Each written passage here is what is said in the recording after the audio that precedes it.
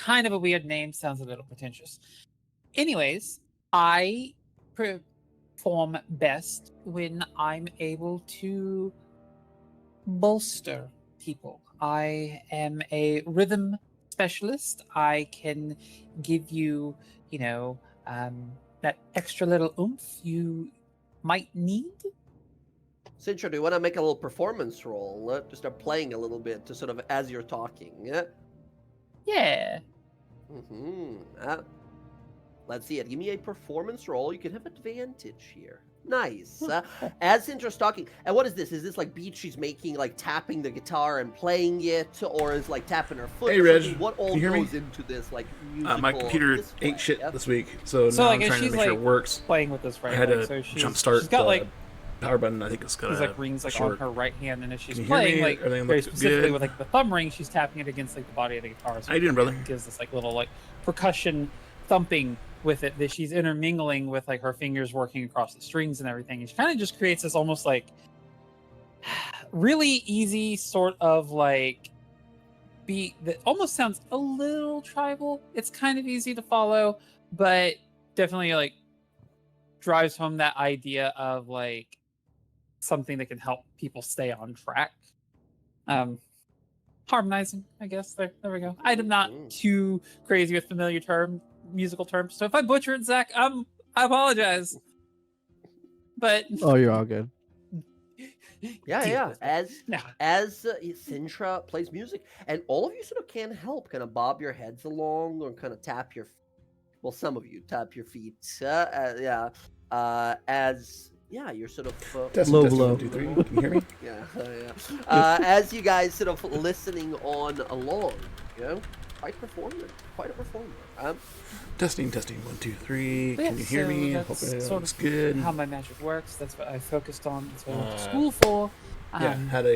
Thank you. Also, had a short circuit on my power button, so I've been out. I just figured it out.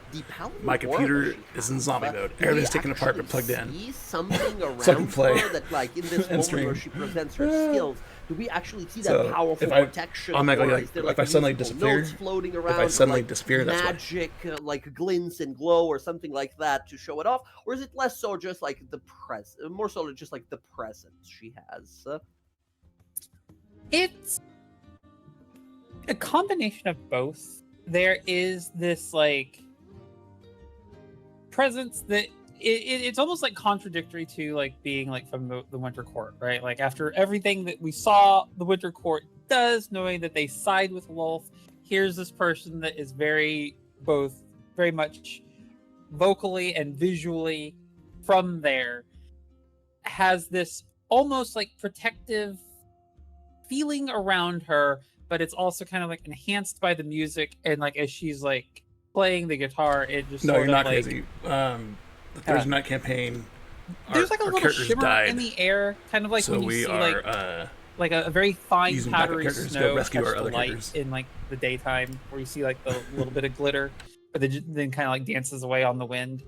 That's just kind of like the presence that it takes, as it like our radiates other characters are around stuck in a from her. soul stone, so we're going to get them back. Yeah, cool. But You yeah, guys see all sort of these different sort of utility type, empowering, enchanting abilities. So yes, typically speaking, being near me does benefit you. Running away, it doesn't.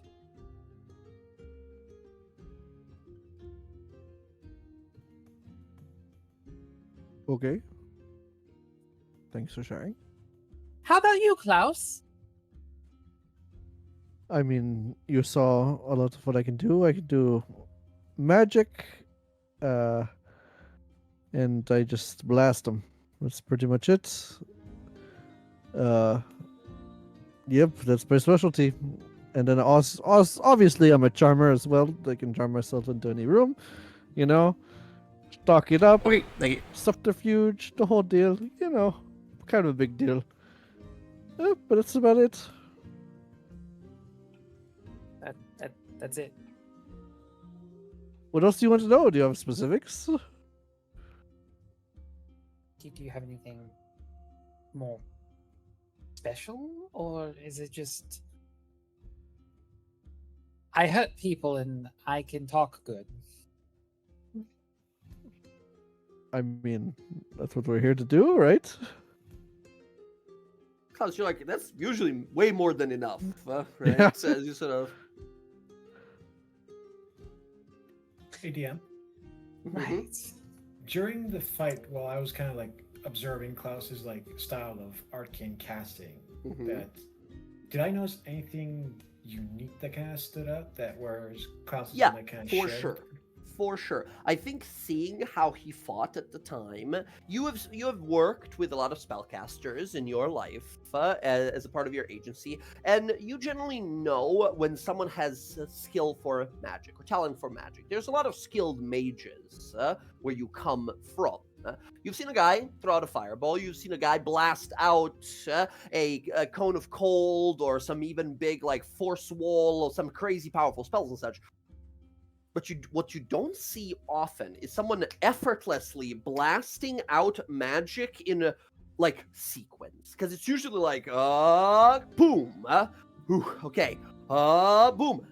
There's a difference between exceptional spellcaster and regular spellcaster, and it's the duration, the small cooldown in between their abilities for sort of strung along continual casting.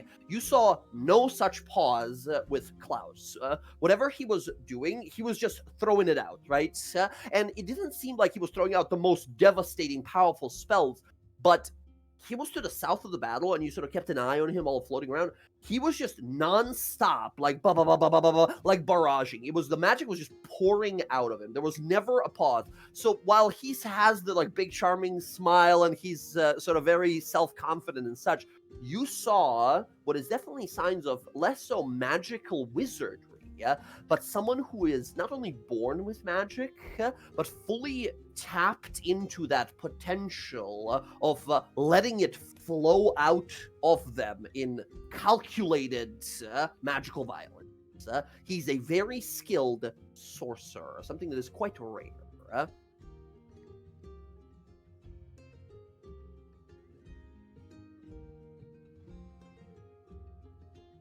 Right. Well, you are okay. What about you, Merrick? I mean, there's not really much I can tell. I know how to get by people. I hear things. I'm a decent fighter. And I have been given some divine power from the matron that I can, well, for example, I'm able to take abilities from those who have died around me and, well, use them. I thought I felt a spark of divine on you. Do we see an amulet or a symbol on like a shield or an armor or something of his? Yeah, he does have on his left shoulder a clasp of the Matron of Ravens. Mm-hmm. Yeah. Being around the court of Sintra, you would have like seen this here and there, but it's not a god that is worshipped whatsoever in the Feywild. I say Geminara, you being someone who spends most of their time in the wild, you wouldn't even know what it is. You have never heard even probably of the Matron of Ravens. It's not a thing that involves anything within the Feywild, especially the natural part of it.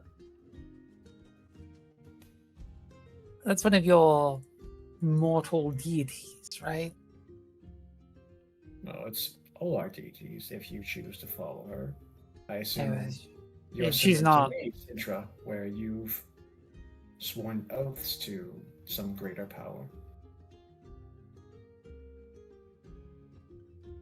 Not to her per se. She's not really recognized here. The Archfey would be the closest thing to our deities, with the exception of like Coralon. You know, the actual Elven God. We do follow him some, but no, I'm in a, I guess, binding contract, is how you might put it, with Jan Weaver.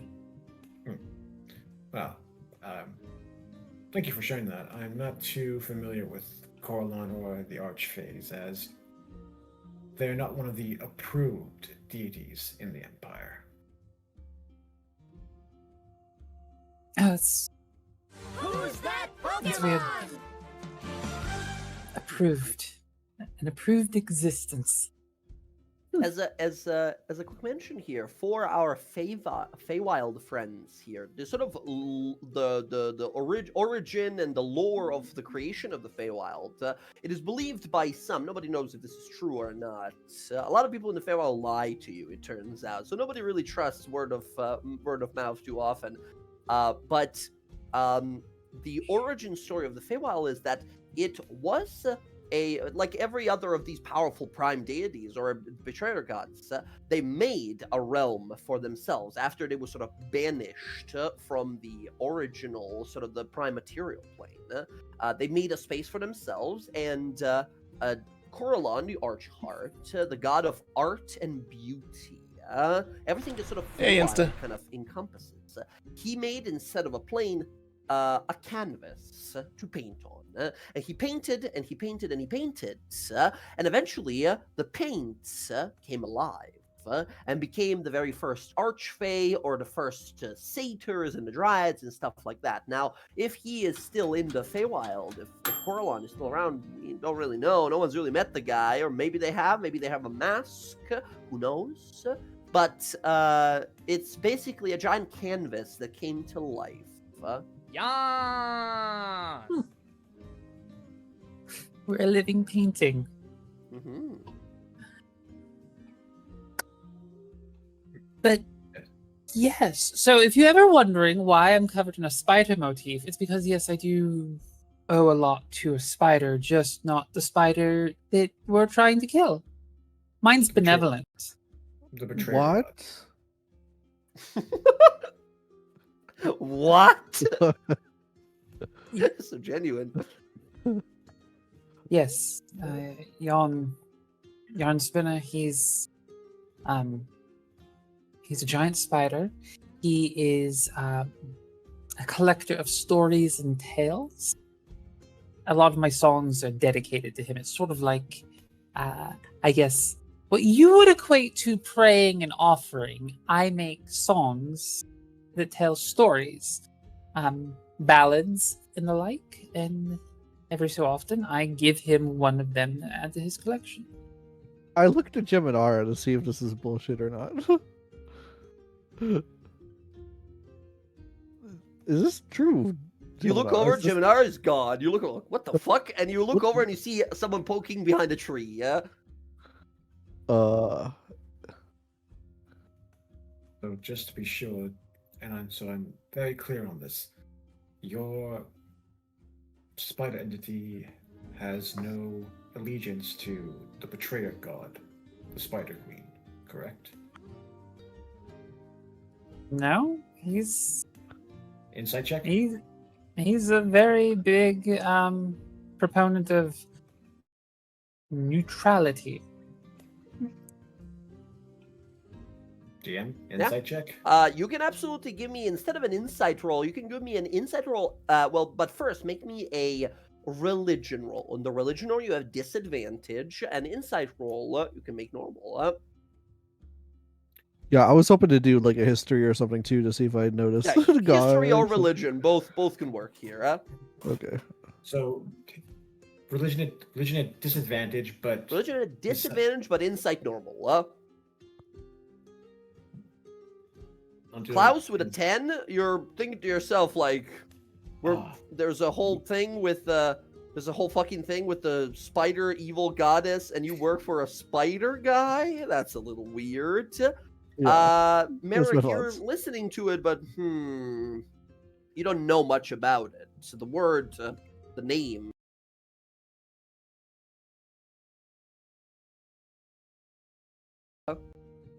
Well, as long as they're on your side and you're on our side, I can't complain. So, but and I look over to the hiding Jiminara. Ladrin, Jiminara, you want to weigh in what you can do?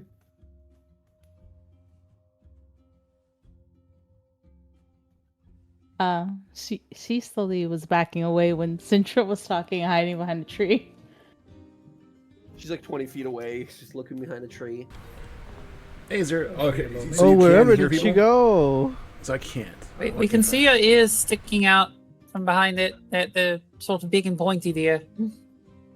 Well, if you're not up to it, we can always go to our Johasian friend over there, and I look over to... Hey, P, thank you. Can you guys... You can hear?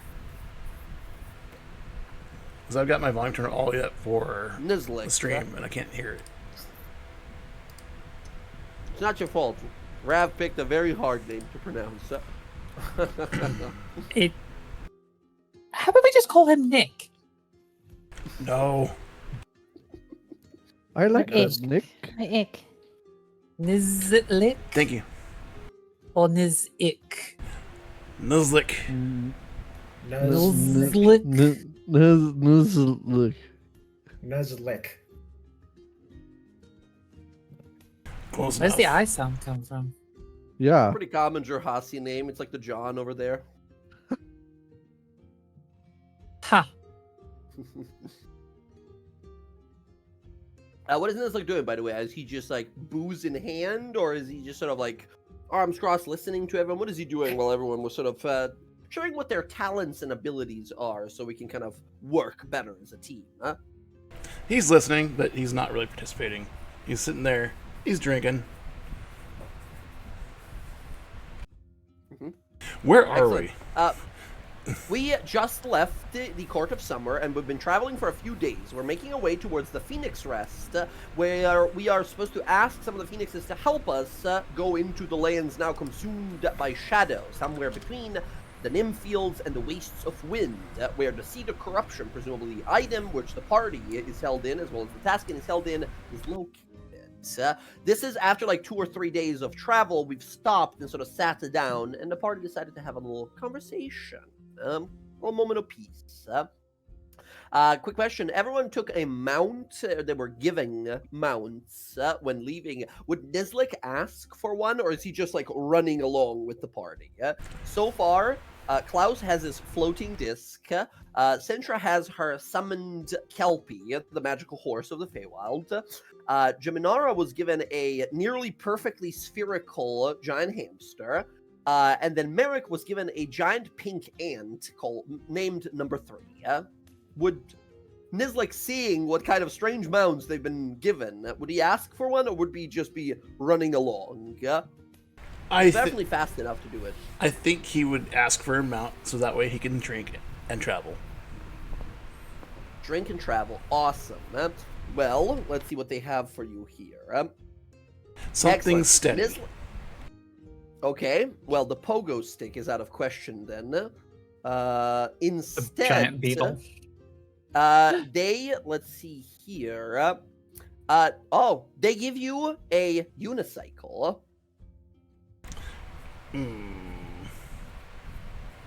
Anything that doesn't exert energy.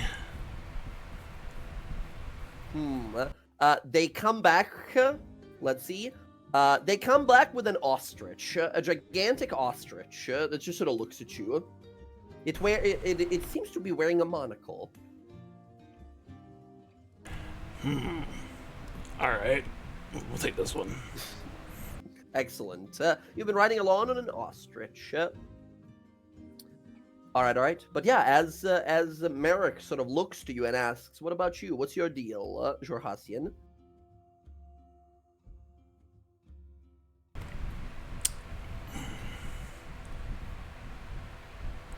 Did you pass out sitting up? Been known to happen. I'm here because I was asked to be. That's great. Aside from drinking, what can you do?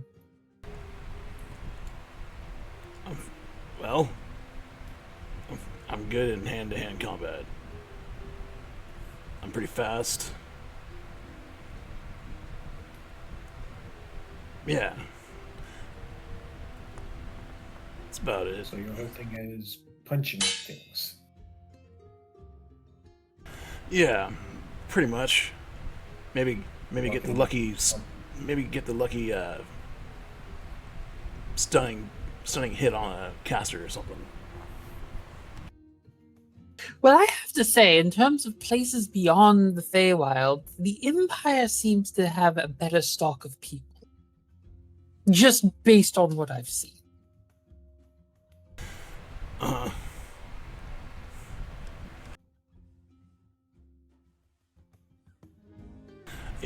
He just runs with it. He doesn't care what she's saying. He's just like, listening, has no comment. She can think what she thinks. I think that's the best you're going to get out of him, Sintra. Right. So what's your favorite alcohol? You seem to be a man of drink. Whatever's in front of me. Come on, you have to have a favorite. Free. That's my man right there. Oh, cheers him. Okay. What, you don't like free alcohol? Oh, no, I'm just... My confidence went from way up here to a couple rungs down.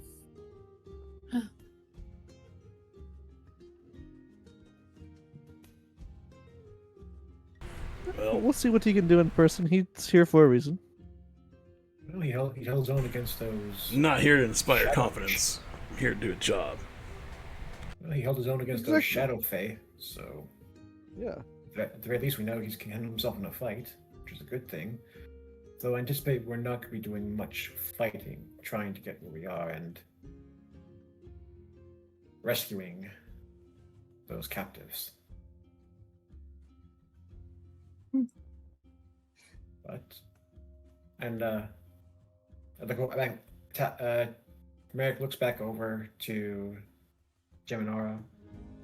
You feeling? Oh, you don't comfortable see to- Geminar anymore. You see a gigantic bear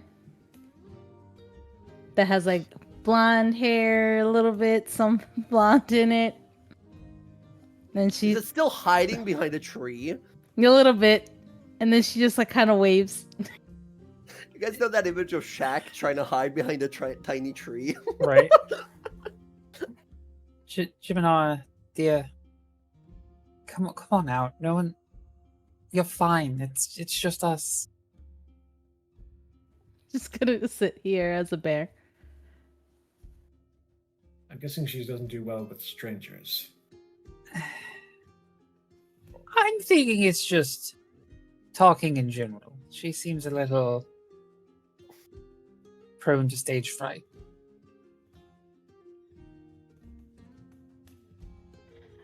She'll shift out. I've been alone for like 15 years. I mean, I've been animals most of the time. I don't really talk to people. Fair. Well, is it safe to assume that your specialty is healing? It just seemed that way. Yeah. Well, I heal a lot of the animals in the plant life.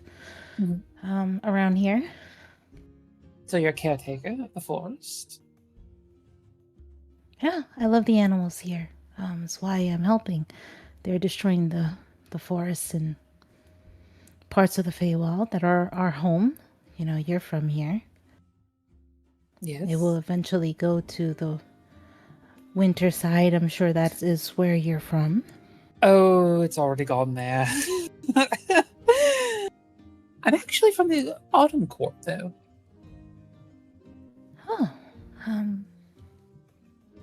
my family is from the Summer Court. None of them were in there, which, thank goodness, because I probably would embarrass them. You know, something told me you shouldn't go to the city, but then the forest was on fire. And now I have all this responsibility. And now I'm thinking I should have just not gone to the city. Not that you all are not nice people. I just, the pressure of making sure you all don't die. is a lot. That's not just on you. That's a sort of shared responsibility for all of us to make sure we're all taken care of. So don't get lost in the idea of a burden all on yourself. We're in it together. But I'm your guide, and so And we're your protectors. It feels kind of like fate that brought us all together. All these different circumstances, the fate of both our worlds, and danger from the betrayer goddess. So, I don't know. I feels like fate is pulling us in this direction. It pulled Geminara to the court of the Summer Court, as well as you, Sintra, coming here looking for someone who has ties to you. Oh, And no, I that's came here to for- perform a song, and then you all just showed up. Well, yeah, Julio, he likes your music a lot. Who's Julio? He's like my advisor. He's kind of like invisible, but he talks to me. So it's probably who you see me talking to all the time. Is that what was on my shoulder that was like, hey, how's it going? Big fan. Yeah. Yeah, big fan. He is a big fan of yours. Oh. Italian kind of nervously kind of looks around now at being told that there's an invisible creature, like, possibly around us. Mhm. Are they here right now with us? They're always here. They're always watching. Yeah. That's You not shouldn't- freaking ominous. You shouldn't worry, though, one-legged Merrick. You will be perfectly fine. You see, It's not going to do anything to you. Merrick, you look over and you see your leg move and start slowly moving away from you. Just very, very slowly. I take out my rapier, still sheath, and I tap the top of my sword on the prosthetic limb. You hear like, "Buh." And you see two little eyes that open and then close, and then you don't see anything anymore. Huh? As Geminara, Okay. you feel something climb up the side of your leg. Yeah? Then Merrick reaches over to grab his prosthetic limb. Yeah, I'll tell him. I'll tell him not to steal your leg. Too big, too big. I wanted an extra leg. It's Yeah. too big. I couldn't carry it. Obviously, it's too big. Does he steal often? Well, Don't answer that. you know, Don't answer that. It can implicate us. Don't answer that. he finds things, and he tells me that he finds them. And he's my advisor, so there's no reason for him to lie to me. So I don't think he steals things. He's just very lucky, way luckier Aha. than me. Fair enough.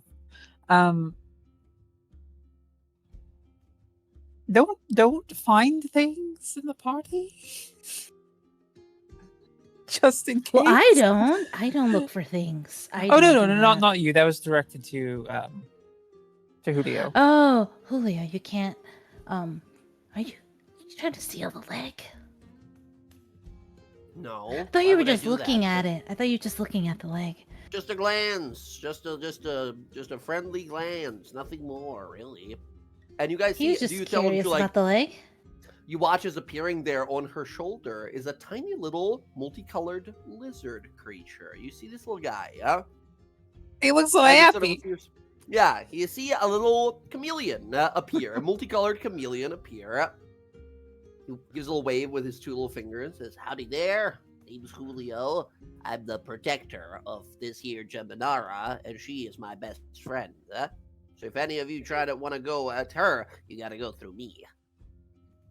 A talking chameleon. You'll find a lot well, of talking animals here. Well, he's a Kecleon. They're not chameleons here. I don't know what a chameleon is. I don't know what that is. But he is very fancy, and the Green Lord gave him to me because I was alone, and he was worried that I was starting to go crazy. So he gave me Julio. If If I had to wager, I would say I think a chameleon is what they call a creature in their world that looks a bit like Julio. Sort of how they call what is a Katesith here a cat in their world. At least that's what I've been told.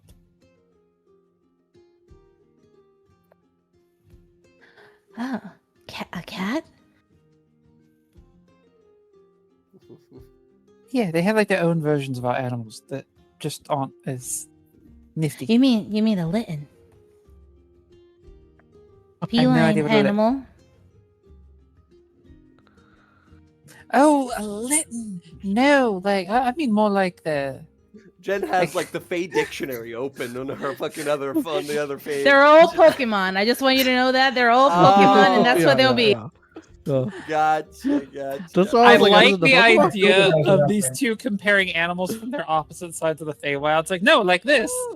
And they're both right. They're both correct. Yeah. Klaus will point at the ant to be like, "What's that?" Both an of you go, ant. that's an ant. And Scott's like, oh, all right. Are all I think ants number three pink, just sort of or stares. just number 3 is just pink?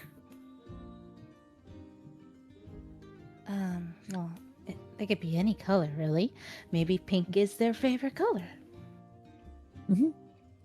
They can control their color. Yeah, things change color here. I all the can time. change mine. And you see her go blue with blue hair Yeah. and blue speckles. Which is so abnormal for us from the Empire, from the Dynasty, where we follow the rules of logic. You see, them no, like, that's I sad. can, and then just Poor change kitty. eye color, hair, Poor everything kitty, kitty. changes. Now I look like Sintra. Well, a little bit lighter, but Exactly. And like Central like do like a little spin, and then she does like she becomes very summery. Like Mm-hmm. a bit more pallor in her skin, blonde hair. Eyes are still kind of like a dim autumn color. The clothes are still black, but Mm-hmm. How seasonal. very. Why didn't you lead with that? Why didn't I lead with this? Because this isn't me. And she like spins back to how she normally looks. This is There's me. like a guitar riff. Every time she spins, there's like a guitar riff, and she's back to like a different appearance. That's how my family are. My family are summer Eladrin. That's how my family I'm the only one in my family Eladrin. It's a very unique thing, I will say, for Eladrin. Most Eladrin that are from different courts, or from different realms of Feylands, are born, for example, like a spring Eladrin, and they live out their lives as spring Eladrin.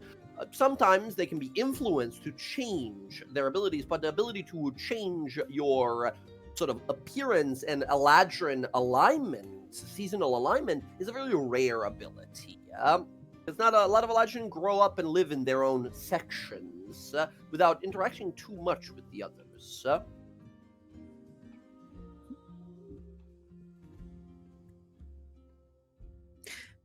But yeah, so that's a little bit about us. Nice to meet you all. I think this will be fun.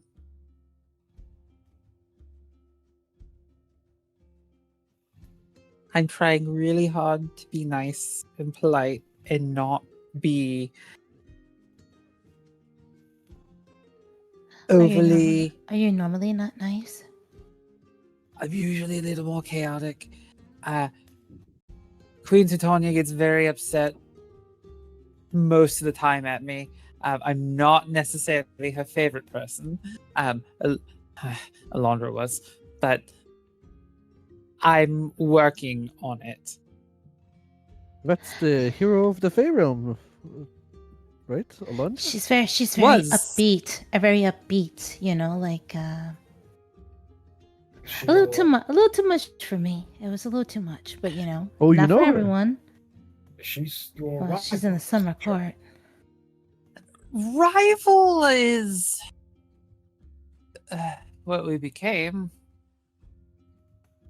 Were you lovers? It's like a lover's quarrel. No. We both went to the same academy together, and we met. I was the only person from the Winter Court to attend, and we became pretty good friends, and we performed together. Unfortunately, it was all about Alondra. Not necessarily from Alondra's side, it was just she was the one that everybody noticed, and despite my work and my effort, then we parted ways in a very not so friendly way. Like Wicked. You ever seen that play, Wicked? Is that play about you guys? Yes. It's an knew it. over dramatization about the two of us, and Wait, I think it's. a version I'm of not this has come green. to the material realm. Yeah, I'm not I green. mean- They keep this. I don't wear glasses. I'm not green. My nose isn't that big. Klaus is looking at the hat and like saying, "Okay, this checks out." like, Okay. They didn't I'm even call me. I'm just hearing Jess tell this story, and I'm just thinking, this shit is fucking wicked. What the hell is going on here? Okay. All right. Above table, yes, it was. Like we were just like Zach and I were talking about it, and we're like, let's fucking parody Wicked. It'll be great. Yeah. Klaus, you're like, the other one is supposed to be like the evil one? Like, what was the play about? You're trying to think to yourself looking at her. Yes, so it was definitely taken out of context. Alondra is not as good as they portray her. I'm not as evil as they portray me. We are just sort of, we're fate entities. We're both inclined to chaos and excessiveness. Just, you can't really tell a good story without good and evil. Merrick and Klaus, you guys are kind of looking at this, maybe kind of looking at each other. What an insane concept. You're talking to a folklore person. This is a person from a fable, from like a tale, right? And you're like, what the fuck? Talking to them, sitting around a fire with them. Wild concept, but that's Feywild. That's where all those stories come from. But yeah, so she was my friend, then we weren't. I wanted to reconcile. I just never had the courage to do it, and then she died. And so when she died, I became the new songstress. A lot of people said I took it to spite her, but I took it in my own way to honor her. Yeah, and I think we use. Do we see a little bit of emotion on her face when she says that? Do we see anything in particular? Does her face harden a little bit, or is she still her very charming storytelling self? She's like her charming storytelling self, but where with most storytellers, there's this like animated embellishment, right? Like the purple prose of the words, the analogies, the descriptors, it all just kind of fades away. And there's somebody who is still charmingly telling a story, but it's like just the raw emotion of it, of yes, my best friend died, and if there's a chance to bring her back, I want to. You want to defeat Oz. The Wizard of Oz. The guy who, oh my destroyed god, her. is that Trent? It's Trent, yeah, I think that's what it is. Wow. It's all coming full No, circle here. no. They got the story. They got the story wrong. Okay, so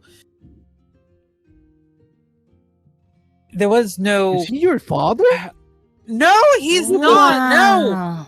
no, Oh, he's not goodness. He's not my father. It was not like that. No one fell in love with anyone.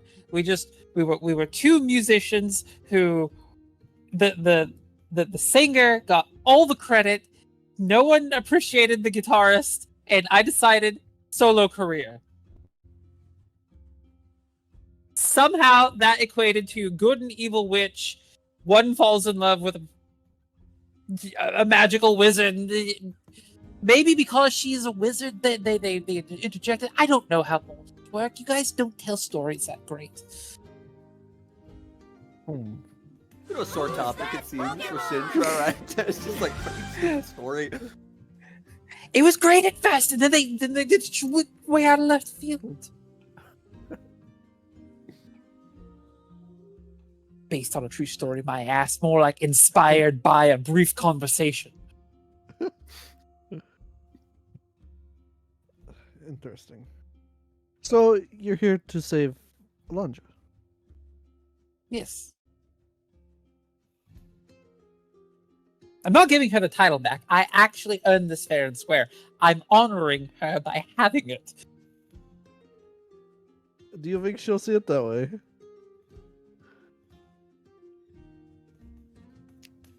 No, she won't. But the contest between the two of us will be welcome. And if I lose, I'm okay with it. Because at least I will get to see her again. Oh. She says they weren't in love, but that sounds like she might be lying. She's gonna whisper to Klaus. Maybe a little bit, okay? But that's, leave me alone. They were roommates. Yeah. They were roommates. Yeah. Maybe just a little bit. You see in the distance a cloud that poofs, and tens of thousands of butterflies just go flying across into the distance. Multicolored, strange, beautiful. Be that as it may, though, rumor has it she was actually in love with one of her own party members. Oh, that's so sad because they kind of died together. It's very heartbreaking. There's another movie made about it called Titanic. Nope. How does that work? I'm feeling. I don't know. You're very hard here. I'll nosebleed. Fucking Cintra and Jiminara both turn and look at the camera.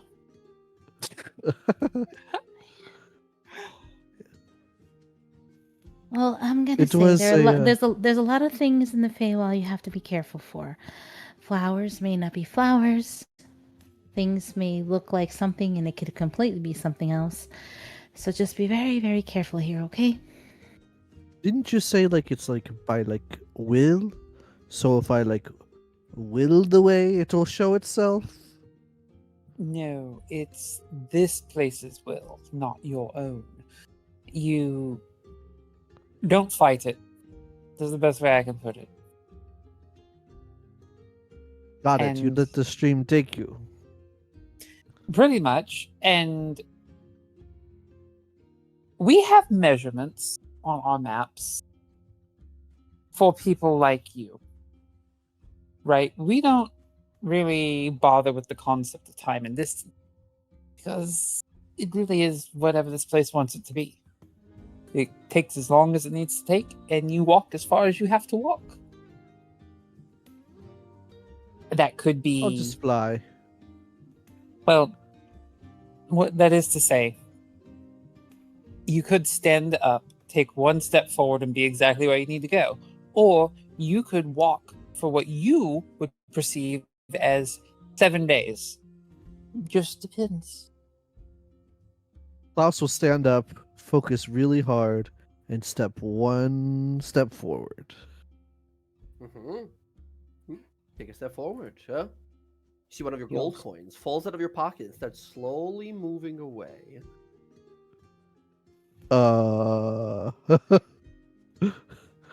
Julio, is that you? I summon my mage hand. Yeah. Yeah, I'll summon my mage hand and get it back. How weird! It fell out of your pocket. Jiminara, you feel something crawl up the side of your arm. Son of a bitch. As you, yeah. She's trying around. not to look around. She's looking suspiciously. Yeah. You take one step forward, Klaus. You look around like, take me where I'm supposed to go. You just take a step forward. Nothing really happens. As I said, it doesn't work that way. He ate one of these berries. Klaus, you see a little butterfly, a little like color-changing butterfly, fly over and land on your nose. You see it kind of move and look at you in the eyes, and you hear it say in a tiny voice, "How's it going, Chief?" And then flies away slowly.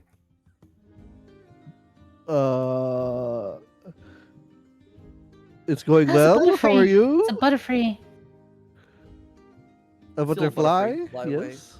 Flies away. As you see Jiminar pass you one of these like glowing strawberries. Oh, those are really good. When in Rome, and he'll throw it back. Yeah, how you eat it? It's very delicious. It's very sweet and very delicious. It's fulfilling. The color of your hair changes for about an hour or so. What does your color of hair become? I don't know. It Let's can roll be for multiple. it. It can be multiple colors as well. It can be streaks or some other color as well. However you want it to be. What's the color? How many colors are in the rainbow? Like 8? They say all of them, but not really, right? It's the 8 base colors or something. So 7. we can only see the 7. Yeah, we can only see. Yeah, there's 7 colors that we can perceive in the rainbow. 7. I'll roll rectangles. But there's see what like happens. Yeah. Red, orange, yellow, green, blue, indigo, and Blue. violet. Roy G. Biv. 4. Orange, yellow, green. Green hair. Yeah, bright green hair all of a sudden. He Hell yeah. freaks out. He's like, "What?" This guy who's prides himself on his looks is like you see Green like a of all tear colors. start forming, like like. Oh, I hope that's not one of the permanent strawberries. I think the color looks really nice on you. They do different things to different people. Oh, yeah, I'll take Oh. one. You don't like your hair? I think it looks nice. Jiminara, go ahead Ugly. and give me a survival roll to see how many of these you got. For our non-Fey friends, they just change your color and appearance, but for actual Fey people, they actually have additional little benefits. 27. Merrick Oh, is sorry, actually go ahead. munching on one. Sorry, I don't mean to interrupt, but Merrick Go ahead. Merrick doesn't really trust the Feywild shenanigans that's happening, so he went to his pack and pulled out a ration. Yeah. Just good old plain dry food, some meats, a little thing of bread and cheese and crackers on the side. Solid food you can rely on not to mess with your very existence. Good enough. Dry Is- jerky. Is that mortal realm food? Yes, it's dried meats. Can I try some? Sure, I'll snap off a bit of the dried jerky and I'll hand it to Sintra. Mhm. Takes it. Try She like takes it from him, and then she like walks over by Jim and Ara, and she's like, "Look at this, look!" And like she like smells it, and then she had. Does this smell okay to you? Smells meaty. Smells sort of salty. Well- A little salty. I'm a vegetarian, so I don't eat meat. So it's kind of smells like rotten flesh to me, but maybe it smells different to you. I'm pretty sure it's pig, so Pig? You're gonna eat a tep pig. That's not good. Don't eat that. Oh, this bring good luck, and she just kind of hands the dried meat back. Like, why would you eat one? That's horrible. well. Have you been to the material plane? How do you know a pig is a tepig? Because it has the word pig in it. I mean, we just call them pigs, and like Merrick begins to like munch on the dried pig jerky. That's probably like 7 years bad luck. That's probably why you lost your leg. Be careful, you might lose another limb. I'm just gonna eat my strawberry that I got from her. She's like, oh. Why is DM wrong? Merrick, you look over, like, when she says, like, that's why you're lost young, you're like, Jesus, how insensitive. What the hell? These people are all of them are so insensitive. Merrick's not he's thinking more, but these people are very highly opinionated of themselves. And she doesn't say it in the mean way. She's just saying it like in a cautious way. That's probably why you lost your leg, and be careful, you might lose another limb. I like look over at Klaus. Klaus, jerky. Sure, better than those strawberries, nightmare fuel, and I'll take some jerky. Wow, rude. I will have you know, our fruits here are some of the finest you'll ever try.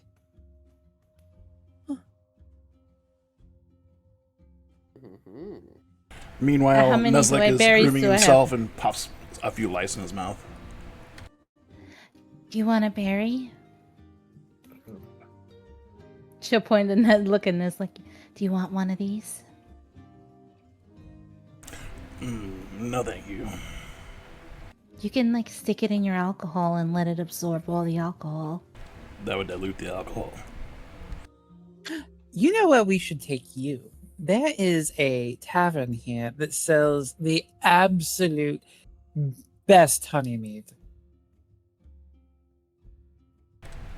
Sells being the operative word. Oh, don't worry. I would buy you some. Is it on the way?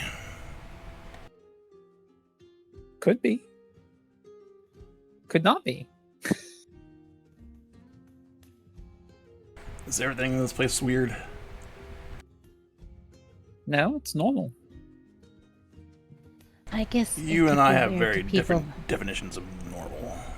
Yeah, I'm starting to think normal is relative. You see a bird fly by, but backwards. What the? How does it? That's not how physics work. And I was like, he just corks his bottle and puts it away. Yeah. One too many. Merrick's just chewing on his jerky. Yes. That was a reverse Robin. I wonder what favorite jerky is like. Well, I would not advise eating the animals here. For Jiminara, for the survival roll there, you collect 14 seasonal berries. Anyone can eat these as food if they want to, but if you're an Eladrin and you eat these as a bonus action, you can immediately switch your season. Ooh. Jay, are you describing mood berries? Sorry, what? Are you describing mood berries? So, they're a little bit, basically, right? Because everything here is based on mood and emotion, and these allow you to switch your emotion. You might eat one and might make you feel sad and depressed, and you become sort of like a winter Eladrin, or it might make you feel excited and in a mood to dance. You might become a summer Eladrin. Maybe you are in the mood for thinking and growth and patience. That would be like an autumn type of mood, right? So yeah, as you collect some of these, a handful of these. I guess you have 13 because Klaus ate one and now his hair is green. Yeah, and then I gave one to so Centra, so I have 12. Mm-hmm. Oh, these are handy. I'm going to try and grab a quick little nap to try and absorb all of this, all these oddities. Wake me up when we're ready to move on. And Mary's gonna lean back against a tree and try and get a little bit of a nap. Yeah. I will make camp so that way we don't get hurt by anything. Yeah. I hope that you have a perceived 8 hours of sleep. Oh, I forgot. We have to wait 8 hours for them to sleep. Welcome back. Not in the summer court. Yeah. Here, 2 hours is 8 hours, remember? 2 hours is a 8-hour long rest here. It makes sense. Yeah. Oh. Well, I Me and guess you don't Jiminara have just to stare at sit a tree down. for an hour. Yeah. I'll stare at when- Merrick while he sleeps. Yeah. When I'll the make sure rest of no them limbs wake go up, away.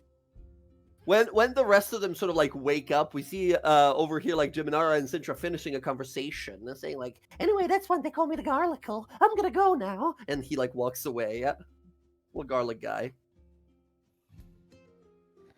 As you guys wake up, ready to travel, and he gives away. Bye. Can I grab a Well- garlic of truth from him? A garlic of truth. You want a garlic of truth? And you have one of these like cloves. If you eat them, you have to speak the truth. Yeah? I thought he was So, cured last time. So, DM. Yes. I guess he went back. At some point during that long rest, anyone who's like watching Merrick will suddenly see a spectral figure come out of him, and it's what looks to be like a holy clerical person. And all of a sudden, you see from them kind of evaporate, and then from the side, another spirit emerges, and this one looks a bit more like a librarian. And as they enter, they will go up to Merrick and kind of join in with his essence. And I'm switching out my Whispers of the Dead ability every short moment. I can switch out a tool proficiency or one skill. I'm swapping out my religion for history. Ooh, very cool. Geminara, Sintra, and probably Nizlik, who doesn't sleep as an elf himself as well. You do see this happen. It's very strange, like a ghostly presence that disappears and another one sort of enters, fuses with this half-elf fellow. Yeah, not normal.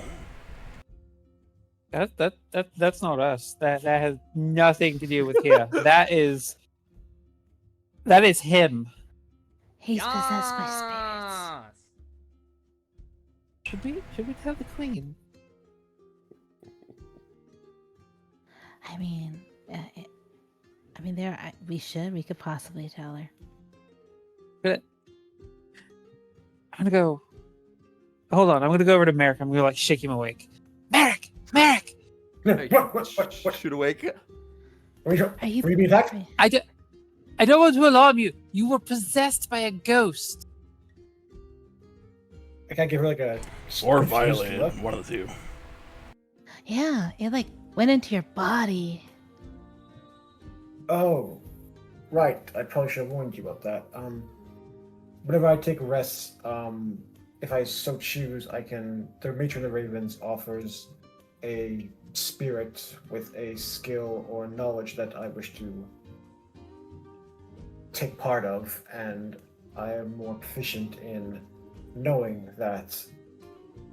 So, before I came here, I accepted the knowledge from a clerical person who had passed on, and it would seem, based on what I'm feeling right now, a more knowledgeably historian has gifted their knowledge of a past life to me. So, Are you a necromancer? Do you sleep with the dead? no, that, and you guys see Merrick gets actually offended. Necromancy is an affront to life, and I do not support that abomination of craft. Well, sometimes birds, like, they get hit by stuff and then I bring them back to life. But they're not, like, dead.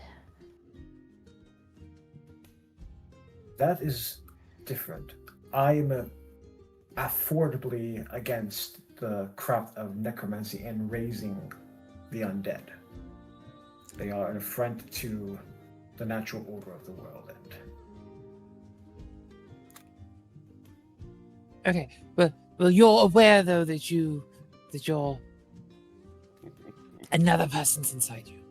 yes, I'm just swapping out knowledge and skills for another set of knowledge of skills. I do it every time I take a rest. Okay. All right. Okay. Go back to sleep. You have like 30 minutes left. I'm already Give him a pat. Well, you don't get a full 8 hours if you don't get that other. You're only at an hour and a half. Can you get a restful sleep with someone else being inside you? Nuzlocke scoffs. I don't get a lot of rest with other people inside me. You have ghosts inside you too? Oh, you're talking about No. ghosts. Never mind. I don't understand what's going on here. Are we having two different conversations? Oh, my sweet summer child. As that's a perfect way to transition over to like ending the rest as like yes, Timnara. As yeah, you guys do get that rest that day. As the following morning, yeah, we see little morning routines, like training with this fucking cup of alcohol, right? Everyone preparing, putting their armors on, strapping the shield on, and all of that. As you all sort of gather your things and venture on out. Friends, those are some great rolls we had. The journey is bountiful. We found some nice things along the road. As we continue on, find some of these berries, as another few days will pass of travel, playing music, talking amongst ourselves, traveling, seeing strange sights. And again, a brief sort of montage where we see all of you get into all manner of fey shenanigans. We see like a unicorn with a horn stuck in a tree that you guys gonna like help get out of a tree, and a bunch of apples that laugh and smile at you, insulting and making jokes at your expense. At one point, one of you guys, or all of you, are turned into ogres because you stepped into a circle of mushrooms, and then you turn back after like a minute and such. There's another moment that one of you guys steps on a flower that gets mad at you and makes you laugh for like an hour straight. All kinds of strange Fae-related things happen, right? As we continue to move on along. Yeah. Let's see. At some point, there is definitely, at some point, you guys walk into a little clearing, like a little field, and there's a small table set up, and there's a Herongon, a mad halfling hatsmith, and a dormouse that are having a little tea party, right? And then we sort of continue past them as well. All matter of strange things that happen. But as you are traveling, you do notice things getting hotter, warmth and heat, as the forest ahead of you is burning. Yeah? As you begin to sort of walk on up, like thinking to yourself, is this normal? Is this not? Jiminar, you know that you are arriving at the location. You are very close to the Phoenix Rest. The Phoenix Rest is a home for many of the phoenixes that live here. It is also perpetually on fire. This fire does not spread, it just burns here eternally. But not everything is right. As you approach, you see some of these sort of like Aarakocra-style humanoids. They're Aarakocra with bright red and yellow feathers. You see some of them wounded, some of them dead even nearby, as remains of giant spiders, dead and burned, can be seen amongst these sort of what now is slowly transitioning quickly from a burning forest to a sort of charred kind of volcanic ground. As up ahead, you do see a massive mountain, a volcano that is up ahead. You see towers and buildings of all of these sort of phoenix folk that live here, these phoenix-like humanoids. As you guys realize, like, no, something's going on here, this is not right. As you guys begin to quickly move up ahead, you begin to hear sounds of a massive battle. As you guys look on ahead, you spot what looks to be a large group of phoenix folk, these sort of like phoenix type, like firebird humanoids who are conjuring orbs of fire and throwing them down the mountain. Some of them have like flaming claws and they're attacking. As you see the volcanic bubbling grounds around you, the charred rock beneath your feet here, as facing against them is a onslaught of like 50 to 100 of gigantic spiders, as well as ettercaps, Some of you might know what ettercops are. These like hideous, bloated figures that evokes a mutant mingling of a human and arachnid, possessing the beauty of neither and the ugliness of both.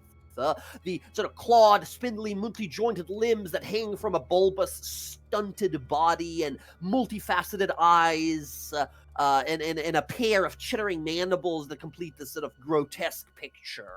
You see thickly webs that shoot out from them, trapping some of these phoenix folk. As one amongst them, standing at the back of this large group of ettercaps and spiders, bloated belly one that vomits up a bunch of baby spiders that he throws to the ground, and they immediately grow to full sort of large size that continue to shriek and rush towards them. This creature in the back, this big bloated one, calls out, "Devour them, gather them. The flames of pure fire will be consumed by darkness. We cannot risk this brightness remaining in the Spider Queen's kingdom.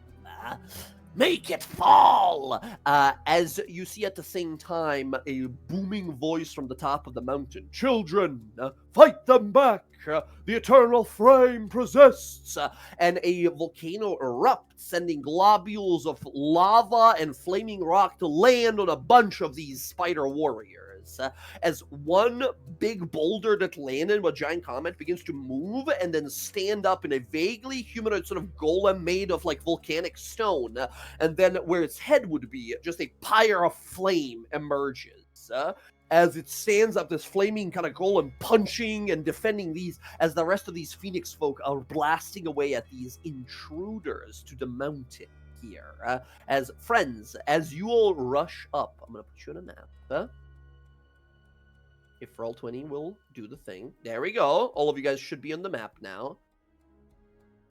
As all of you arrive, you see this giant one, which, by the way, ettercaps, look at how handsome they are. Don't you like that guy? Look how handsome he is. Which, by the way, love the new updated art of ettercaps, just to show off how creepy they kind of are. Look at that guy. He's inspecting a little fairy guy trapped in a web. And the one in the back, you see this one, the Spider Master. Turn and see you all as you're kind of arriving. It looks on back and says, "Interlopers, no further. Children, web them up, garrote them, bring them to me." And as he calls out, the other ones over here that are not currently in this massive battle that's happening to the north here, which, by the way, yeah, there's them. These are these like phoenix folk that are above, and this gigantic like volcanic golem that is fighting. Yeah, as you see another like volcanic eruption further to the north as all of this battling is going on. These guys over here turn towards you and hiss and quickly begin to crawl towards you. As friends, I'm gonna need everybody to roll initiative, please.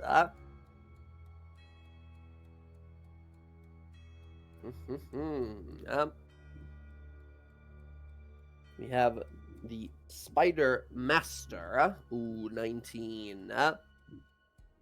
And then we have the normal ettercaps, very slow. Okay. Oh, wow. Faster than Sintra by 0.01. We're here to get the information from the Phoenix people, right? Sorry, what? We're here to get the information from the Phoenix people, correct? Well, less information. You're here to ask for safe passage because apparently the realm of spring has been consumed by the shadow of the Spider Queen, and the only way to cut through that shadow is the bright light of the Phoenix. Otherwise, you guys, the reason we can't just go over there is because the only person who figured out how to go through there is currently dead, Alondra, right? She figured out a cure, or not a cure, ability to move through the immunity to the red mist. But we don't know that. Nobody else knows that. That's why we need to get her back. The Fae people want her back badly because, well, she might be able to sort of help us fight it back. Yeah, and we're here to ask for a ride. The Phoenixes are hopefully going to give us a ride into the shadows. Okay. Excellent initiatives. Looking good. Klaus, you got your D8 extra initiative spell thingy? Yeah, so I already put it in there. I rolled a D8 and added very it, good.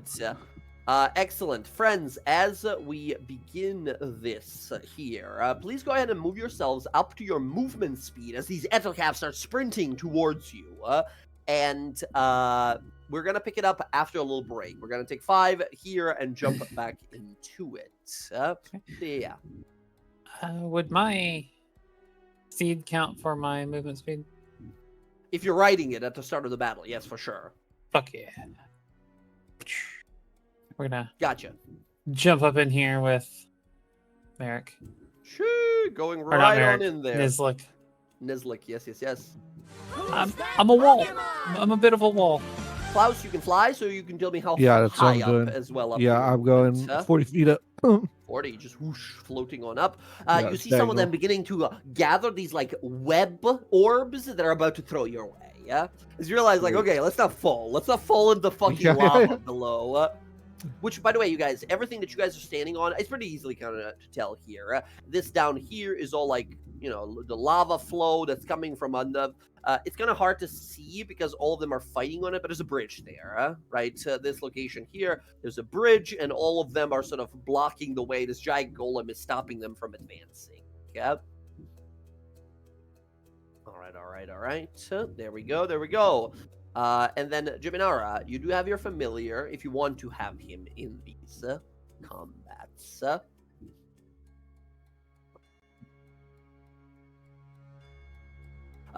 Also, I see who's measuring over there. I will mention real fast here, these guys are fighting this giant army of them up here.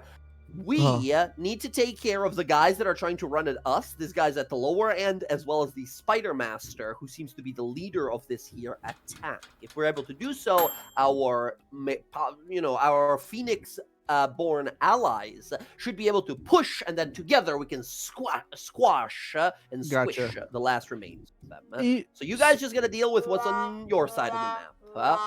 When I measure, just so I'm curious, because what's a 30-foot cube? It's not like, it's like a 15 15-foot radius basically. You wanna use when using the measuring tool, you just wanna have it snap to, you set it to square, and then you could do it snap to corner. And nope, not even that.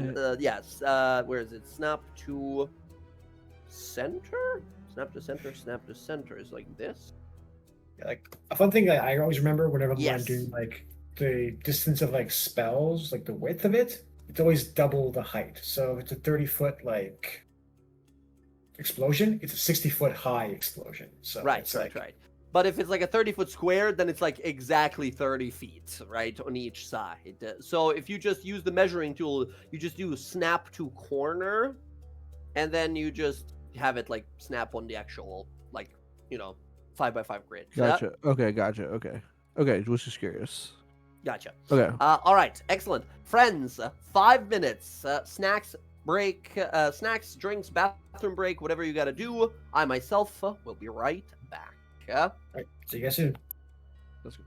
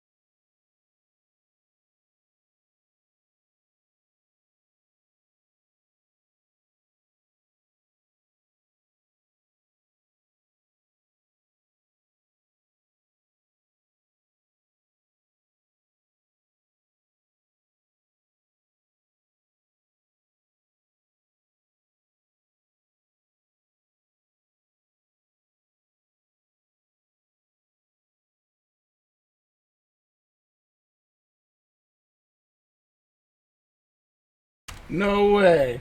No way, Zero. You fucking got it. Ah. Oh, so that's the first one. Okay. Alright. I'll have to change that setting on the Pokemon OPS. I have a scene for that.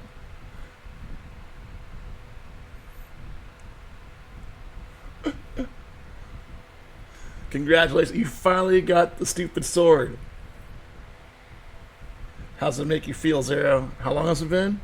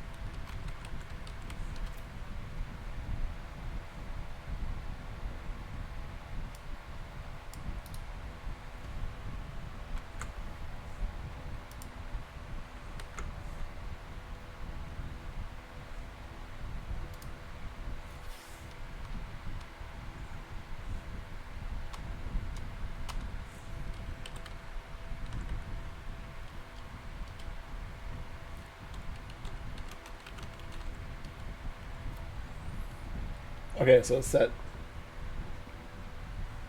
Big Boss Emperor? Hell yeah, you are. Can you do me a favor and do command pull? Or exclamation mark pull? Pulled.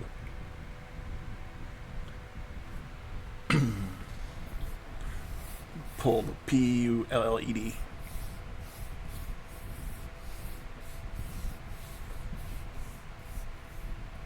Okay, yep, I gotta change that because it has pull and sword in the same spot. Okay, so command delete pulled command add pulled.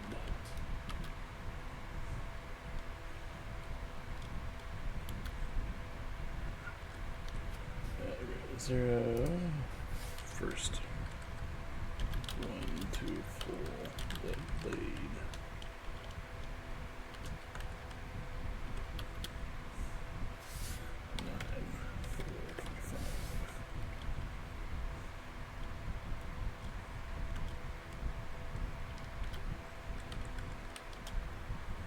There you go.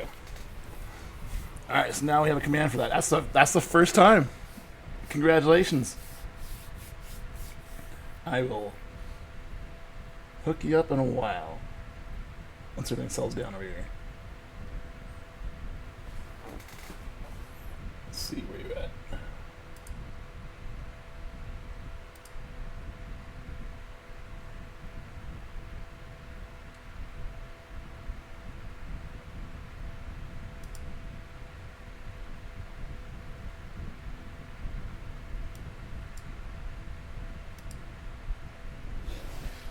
I do have a scene for that, but it's in my Pokemon setting, not for D&D.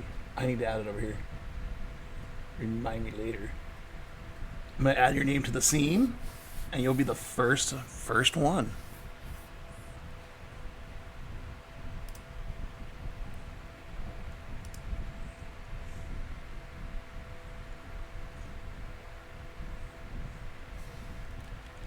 Welcome back.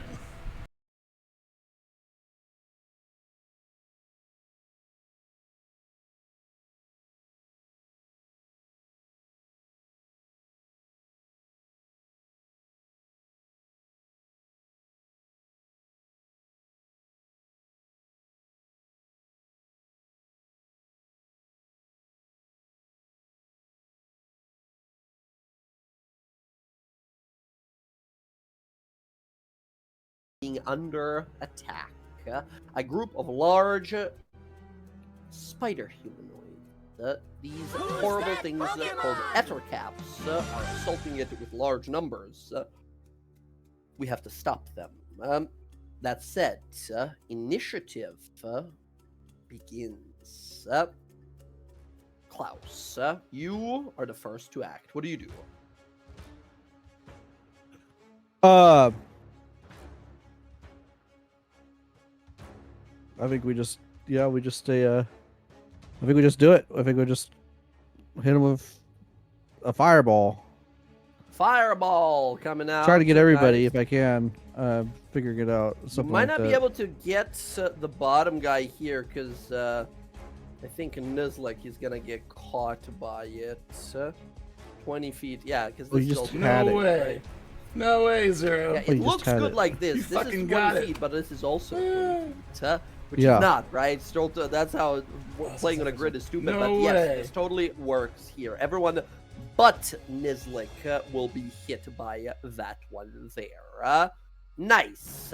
Good setup here. Are you activating your innate sorcery as well, or just sending it out like Oh. this for now? That's a good idea because I can improve the saving. Yeah, sure, why not? That's a good If idea. you want to, you get it I'll- twice per I'll- day. Yep. Yeah, I'll do innate sorcery for the bonus action and then cast fireball with my action. Awesome. Let's go. Give me some damage. So it'll be a 19 save. So Yeah. it'll say 18, but it's going to be 19. 28 fire damage. Sure. Good roll. Dex save. Your DC is 18. 19 with the 19. sorcerer. Right. 19, and your damage is 28. Half as much for success. Here's the rolls. 2 of them succeed. Everybody else fails. Most of them are now bloodied immediately as a giant fireball, boom, activates, exploding right there. All of them screaming in horrible pain, falling to the ground, burning away, looking up as we see rising from the volcanic ash there, Klaus flying upon his disc. Hell yes. It's my turn. Nicely done. Nicely done. The one in the back. Do me a favor, Zach. Do a little measurement thing. The aura thing, the radius thing is stuck on my screen still. Up. Thank you. Much appreciated. Oh, weird. You got it. Thank you. Roll20 has that bug. It's been in there since Roll20 existed. But yes, next up we go to the Spider Master. He is going to look on out. He calls out, horribly burnt now. Foul things. You cannot stop her machination. The web extends, and it wraps around your throats. Minions, devour them. As it this guy's going to summon some minions. After all, he is the Spider Master. He's going to use the Summon Spider ability here to summon 13 giant wolf spiders and 3 giant spiders. That's a lot of fucking spiders.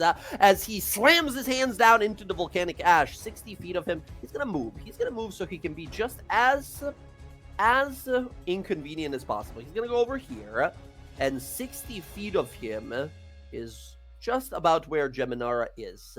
Guys, 13 spiders. 1, 2, 3, 4, 5 in there. And then 1, 2, 3, 4 right there.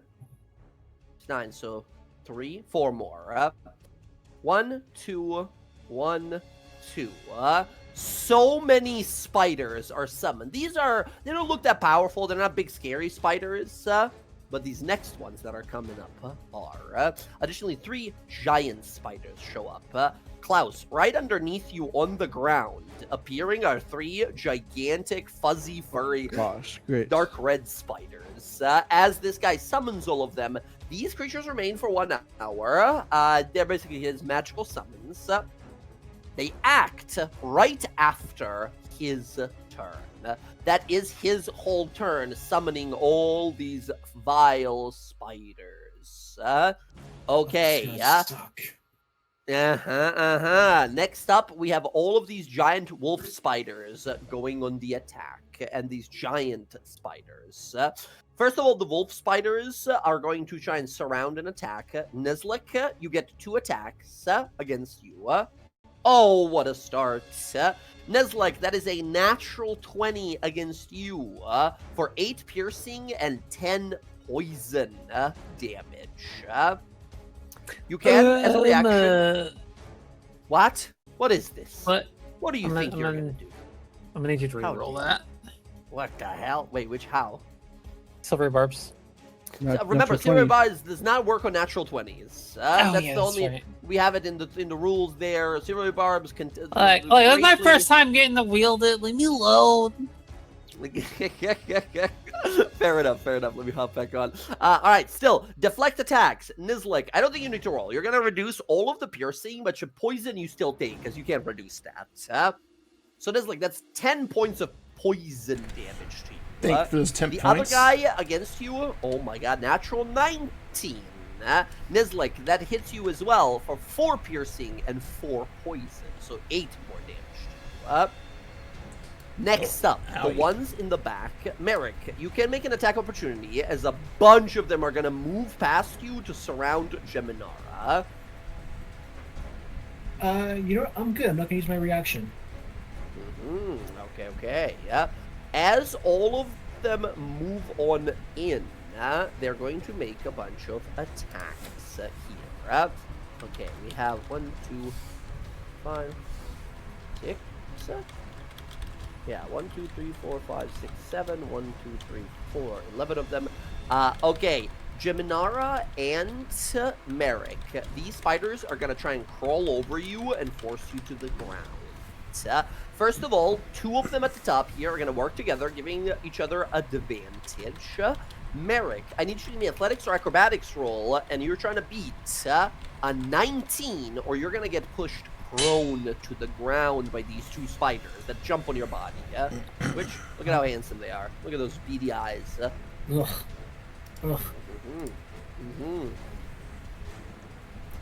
Sorry, dex save or acrobatics?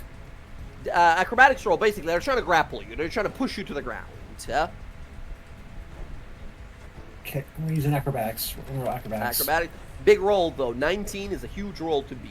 They're not really good at strength. That's why they're working together. I rolled super high. You know what? Unfortunate. Should I use my inspiration? Your call here. Being prone means the rest of them all get an advantage on their attacks. Yeah, no, I'm using my inspiration. Okay. 19's a big number still. Let's go. Let's go! 20!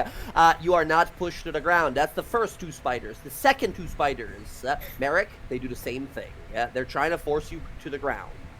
This time with advantage, 17 that time. Crazy high rolls from me tonight.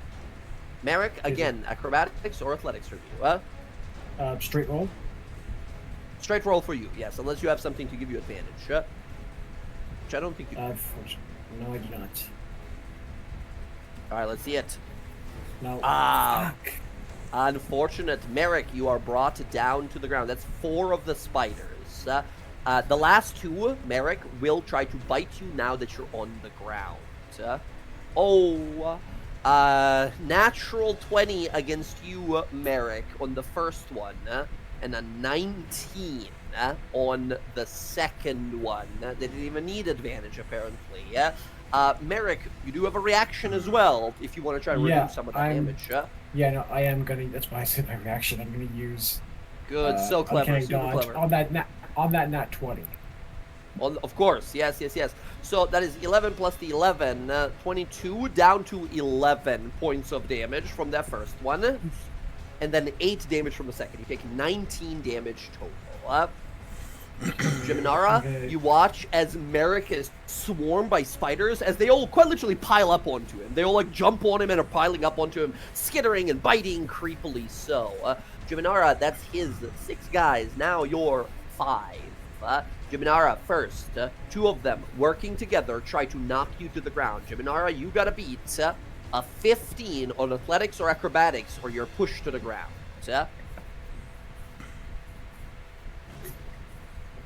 Also, what'd you say, Jen? Is Julio participating here? Is he summoned currently? Oh, nice. yeah. He would be on me, on my Gotcha. on my So in my we'll hair. Put him like adjacent to you, basically. Yeah. Excellent. Nice, Jiminara, you succeed. The other two, the next two, try the same thing. Double athletics from them. 14 you gotta beat on acrobatics or athletics. They're just trying to push you to the ground. This time, it was only a matter of time. Jiminara, you go down. The last one, Jiminara, of the 5 there, takes a bite attack against you with advantage. A 6 or a 10, I don't believe will hit. No. All right.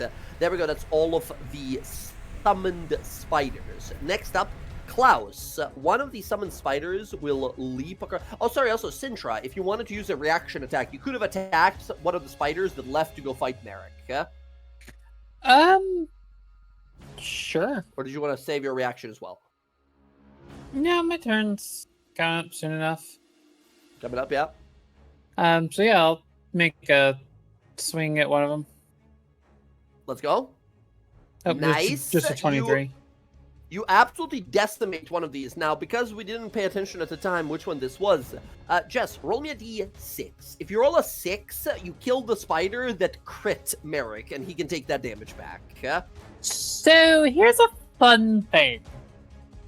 Okay. My weapon mastery with a great axe, I believe, is cleave. So damage Yes, carries but it's- through to the next target beside it. Yes, however, the cleave mastery is, let me find it here. When you hit a creature using this weapon, make a you can only use this once per turn. I believe cleave is meant to be used as on your turn, but I gotta check just to make sure. There's only a 4. If you hit a melee with a melee mental attack weapon against, you can use it against the second creature first, and it's also within your reach. The second creature also takes the weapon damage, but you don't add the ability modifier. The damage is negative. You can use this extra attack only once per turn. Wow, interesting. So you can totally cleave as a reaction, which is kind of wild, because it doesn't take a reaction or anything. It just happens. Nice. So you kill one. It's not the one, unfortunately, that crit him. You do get a cleave attack.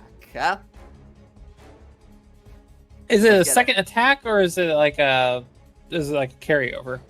No, it's basically you make cleave basically says when you hit someone with a weapon that has the cleave mastery, you get to make another attack against another creature nearby. That's the continuation, right? That's the kind of big Okay. cleave, but you make a separate attack for it. Cool. And it doesn't get modifier on the damage, right?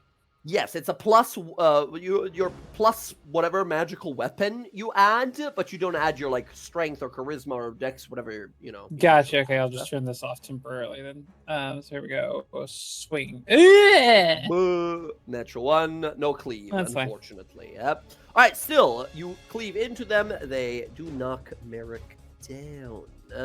All right. That is when we go to these gigantic spiders. One of the gigantic spiders leaps across over here and is going to attack your mount. He's going to attack Kelpie. Sintra, attack against your mount.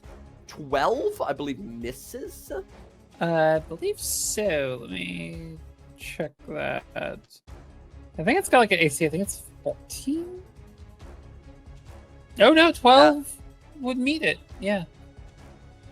Oh wait, plus 1 per spell level base included, so it would be 13. Yes, Otherworldly Steed has AC. No, it's 10 plus 1. I already added it in there. It's 10 plus level of the spell is its AC. So 12 should be correct. Yes. Unfortunately, that hits. Okay, so yeah, having the wording there beside it, if you've already figured it in, kind of throws that off. Sorry. You can delete that, or actually I'll edit that. But he does get bitten for 5 plus 11 points of damage. So 16. Let's see. 16 damage total. He's fine. He's still doing all right. Oh, yeah. The other two that are beneath Klaus, they're going to shoot you with webs and try to bring you down. Klaus, no? you are... We'll see. We'll have to see, because as they fire it off, both of them fire it off, or one if you fail against one. I need you to make a DC 13 Dexterity saving throw to dodge out of the way of the webs as they fly interesting. up towards I you. figured it was just an attack. Okay, interesting. Not anymore. It used to be an attack for spiders. Now it's a save. Okay. Oh, nice. Effortlessly dodging the first one, and then the second one uses it as well. Okay. The second one does get you, unless you want to do something about it. I don't know. What's it called? So I'm just reading. What happens? Basically, you become restrained. Restraint means you have 0 movement. Attacks against you have advantage, and your attacks have disadvantage. Because you're restrained, your movement becomes 0, and Will I remain flying? No, you would fall off. You and your broom would be grabbed, and then would both fall to the ground. Okay. That's bad. 40 feet. I don't like I'll try my inspiration. I'll try to re-roll. Yeah, give it a roll. 13 is the number. Oh gosh. Okay. Unfortunately, Klaus, at the start of your turn, you will fall to the ground in front of these spiders, but the webs do wrap around you. That is the 2 spiders as they're waiting patiently for their meal to come to them.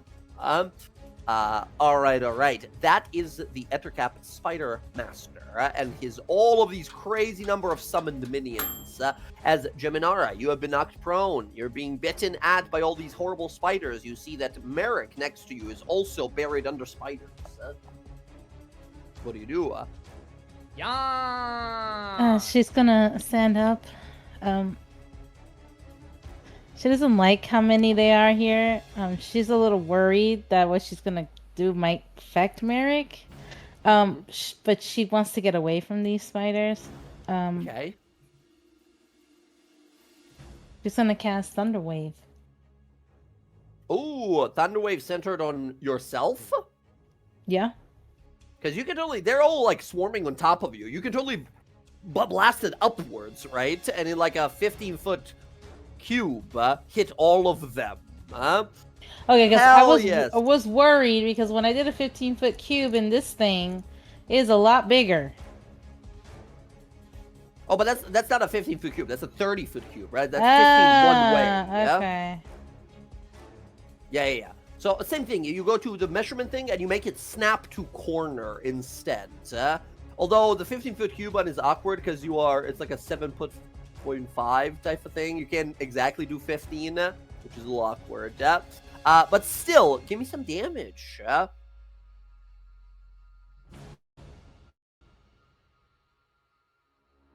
Give me that Thunder Wave. Nice. 13 points damage. These guys stand no chance. All of the spiders around you, Geminara, are instantly obliterated. These creatures are minions. They're very weak to damage of any kind. Geminara, you kill all of the 7 spiders standing around you. Kaboom! Let's go. As they are blasted away, we see chunks of spider flesh and hairs flying everywhere as you emerge from underneath them. They're sort of climbing on top of you and then boom, flying up. And what is this? Is this like a loud thunder sound? Or do we see like wind blast them away really violently? Or like, what does this thunder wave look like? Yeah? It looks more like a puff of like greenish smoke. It's gonna make a thunderous sound, but it's gonna be very earthy.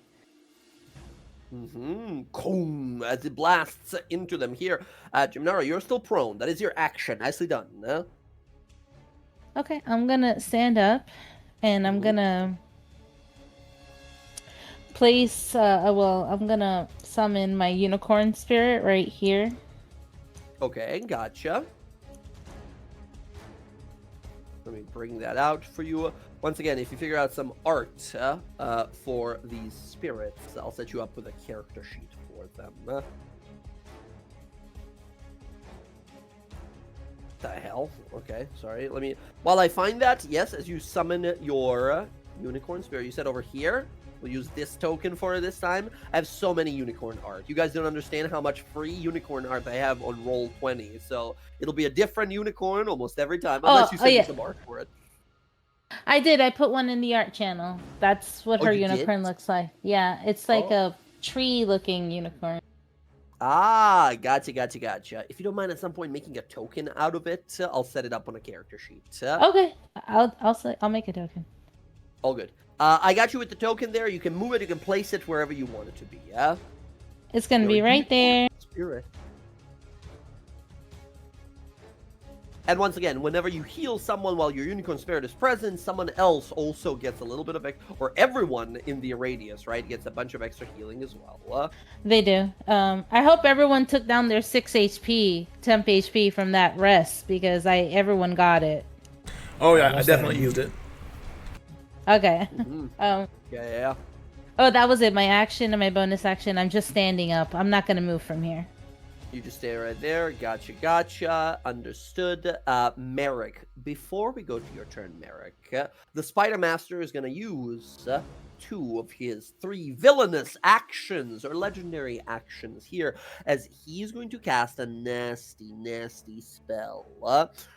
You watch as he sees, as you guys are sort of approaching towards him, he spits up a globule of spiders and says, "No further." And he's going to cast a spell. He's going to throw out a spell called Spike Growth. And he's going to put it sort of under Sintra and Nezlik to slow them down so they wouldn't approach any further towards him. I'm going to set that up on the ground, but he's currently casting this spell underneath their feet. As Merrick, it is now your turn. There's a bunch of spiders around you. You've been knocked to the ground. Am I able to get up, or am I pinned? They're not grappling you. They just push you to the ground so they can get advantages on their attacks. So they're kind of surrounding you, but you can stand up. Okay, I will use half a movement to get up. Gotcha. And then this is the radius of the spike growth, so you guys know. Anyone walking through there will take a ton of damage, and it's also difficult terrain to walk through. All right. Like so, actually. Sorry, I'm trying to find a spot for it, but you take your turn.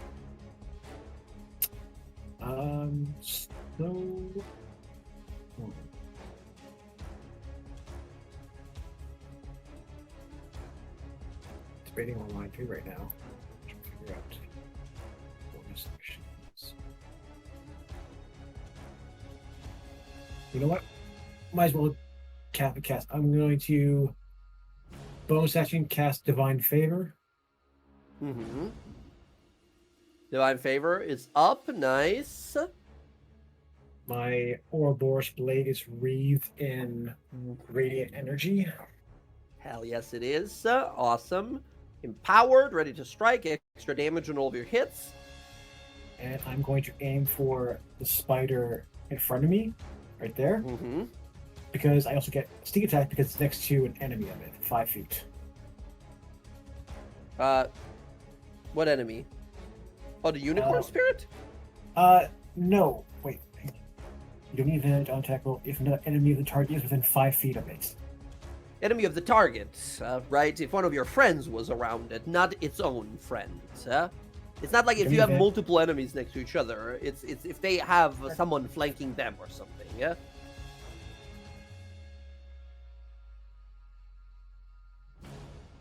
Wait, am I reading that wrong? Because I wanted to get advantage because I'm attacking this one, and the enemy is next to him.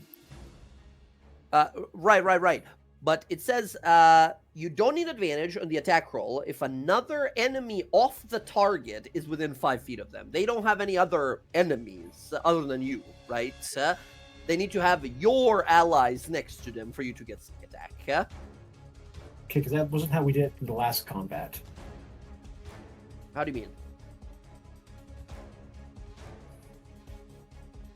I'm trying to remember about last combat. I don't remember it being Yeah, different. Yeah, well, how we did in the last combat was if I had an enemy 5 feet next to another enemy I targeted, and that gave me sneak attack, and you allowed it. That's why I'm confused now. I think you might have used like an aim action or something like that at the time, but in general, sneak attack just says that if you have the enemy, you either need advantage or you need someone else of your allies to be close to them. That's been the. But another enemy of the target is within 5 feet of it. Yeah. I'm targeting this one, and this is another Yeah, but that's not his enemy. That's his friend. Next to it, so shouldn't I have sneak attack then? No. If the another enemy of the target, if their enemy is within 5 feet of them, that's a. I don't think you're right. I think I'm designating an enemy. Right. Okay. It says enemy of the target, so its buddy next to him is not an enemy. Right. So it's basically like sneak attack is basically you have like extra damage if enemies are being flanked or distracted by somebody on your team standing next to them. Right. That's what's like providing an opening or a sneak attack for you to sort of land there. It's not like if they are piled up together, you get advantage on them. That's been sort of like the sneak attack rule, sort of for the longest time, I guess. Well, It's a weird way of saying it. I guess you and I have different interpretations, Jake. That's not how I do it in my games. So, but you're the DM. All right. Fair enough. Okay. All right. Then if it's okay, I can take back Divine Favor, because then that's not what I want to do. Then that changes. Yeah, that's fine. That's fair. Okay. So yeah, instead bonus action, steady aim. Gotcha. That will give me sneak attacks. I'll have advantage. And I'm attacking with one move. Absolutely. Let's do it.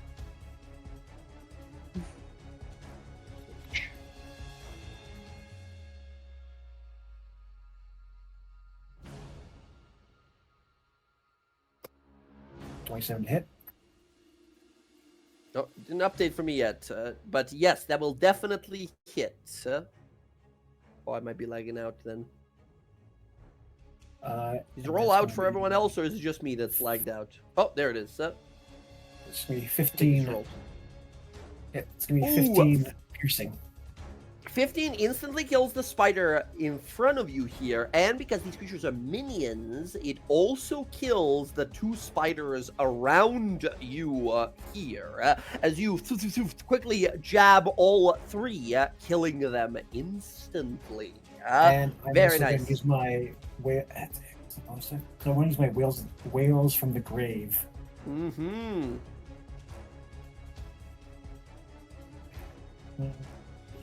Excellent. You get to choose a target within 30 feet of the one that you slew. So anyone up to there. Well, half rounded up, so it's going to 2d6 necrotic to the wolf. You know what? I'm going to try and get rid of, because this one's within 30 feet. This one right here. For sure. It's waiting for clouds to fall to bite it. Yeah, I'm going to help Klaus out a bit. So here's 2d6 necrotic. 6. Oh, nice. Very good. Once again, this is a big old spider here. It takes 6 points of damage. Oh, one more like that. One more hit akin to that, and this one is out. It is bloodied already from the sort of shadow energy leaping to it here. Very good. Very good. All right. Nicely done, Merrick. Very nicely done. Keep in mind, you are just in the edge of the spike growth, so if you move, you might take damage. I cannot because I use steady aim. Steady aim, that's right. Okay, Merrick, nicely done. Getting rid of the rest of the spiders down here. I believe that is going to be your turn. Yep, that's my turn. All right. Neslik, these guys have locked you down. There's a bunch of spiders around you, a bunch of ettercaps, and you're standing on spike growth. Moving around will hurt. Yeah, okay, so Neslik is going to attack this one first. Which, by the way, for the flavor of this, the spike growth on the ground is just infinite tiny spiders who will be biting you at your feet as you move by. Yep. All right, let's go. North one first. Correct. Let's go. Oh my goodness. Ooh, right, natural second one. attack. Misses. What Oh, the? Dude, ever since I played Odo last, my dice rolls bad. Oh my god, a double nat one here as you go to swing here and swing again. A bunch of spiders are crawling all over you as you have to sort of smack them away. It's very uncomfortable to fight in the moment here. Double nat one will, yes, miss. Bonus attack. Brutal. Bonus action, remember, yeah, always one for free, or you use a key point to do baba. 2 of them. Who's that Pokemon?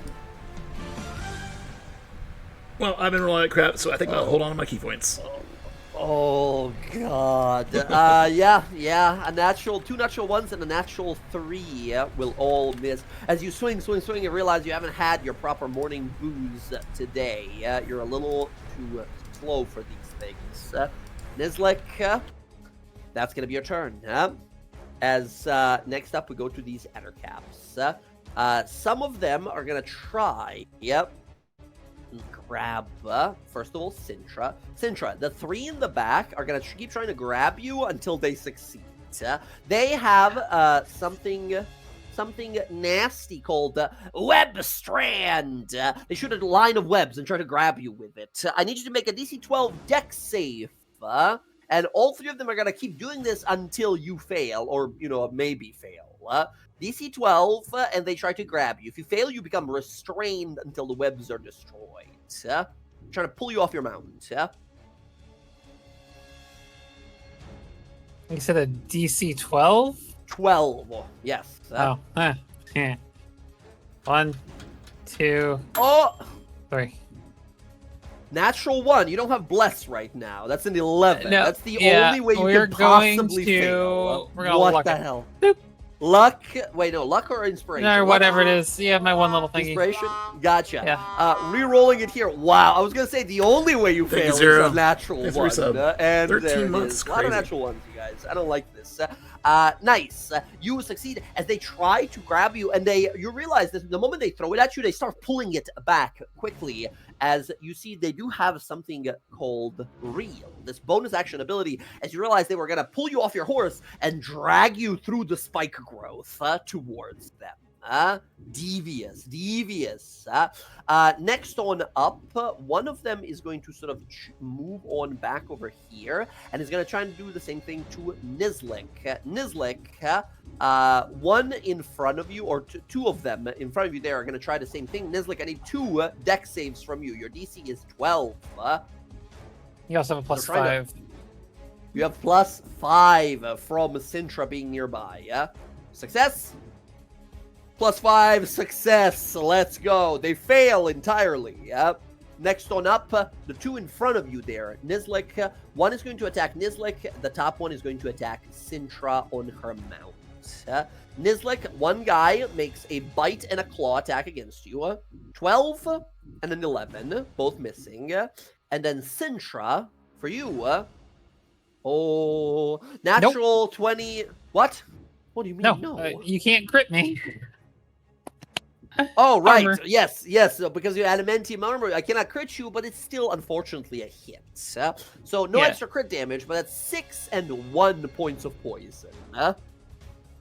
However, you do become poisoned until this guy's next turn.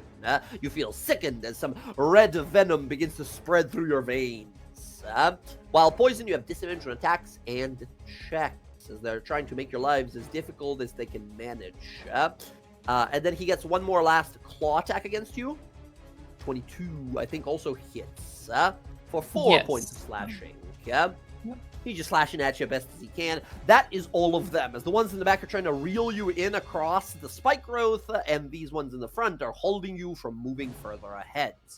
Sintra, it is now your turn. Klaus up next. Okay. Let me read this here real quick.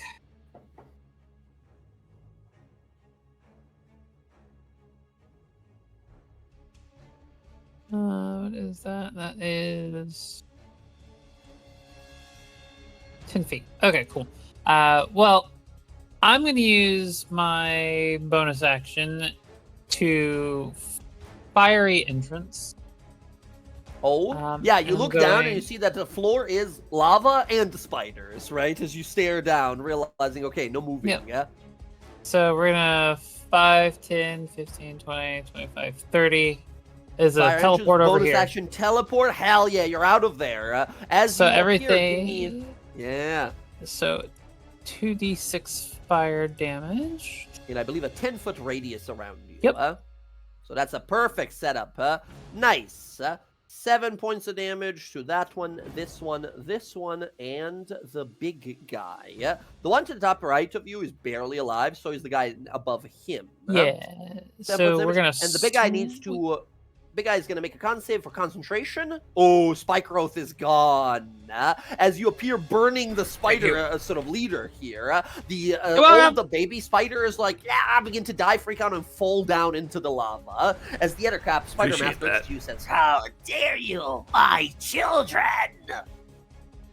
Let's see. We're going to then swing on this guy. And we're going to activate our divine. Before you do so, would you Okay. like to move it so you can also cleave into somebody else? Yeah, I'll step forward here. Very good. And All right. here we go. Keep in mind, you have disadvantage because you get poisoned. Normal roll from advantage. So it'll What be gives you advantage, from sorry? Vow of Enmity.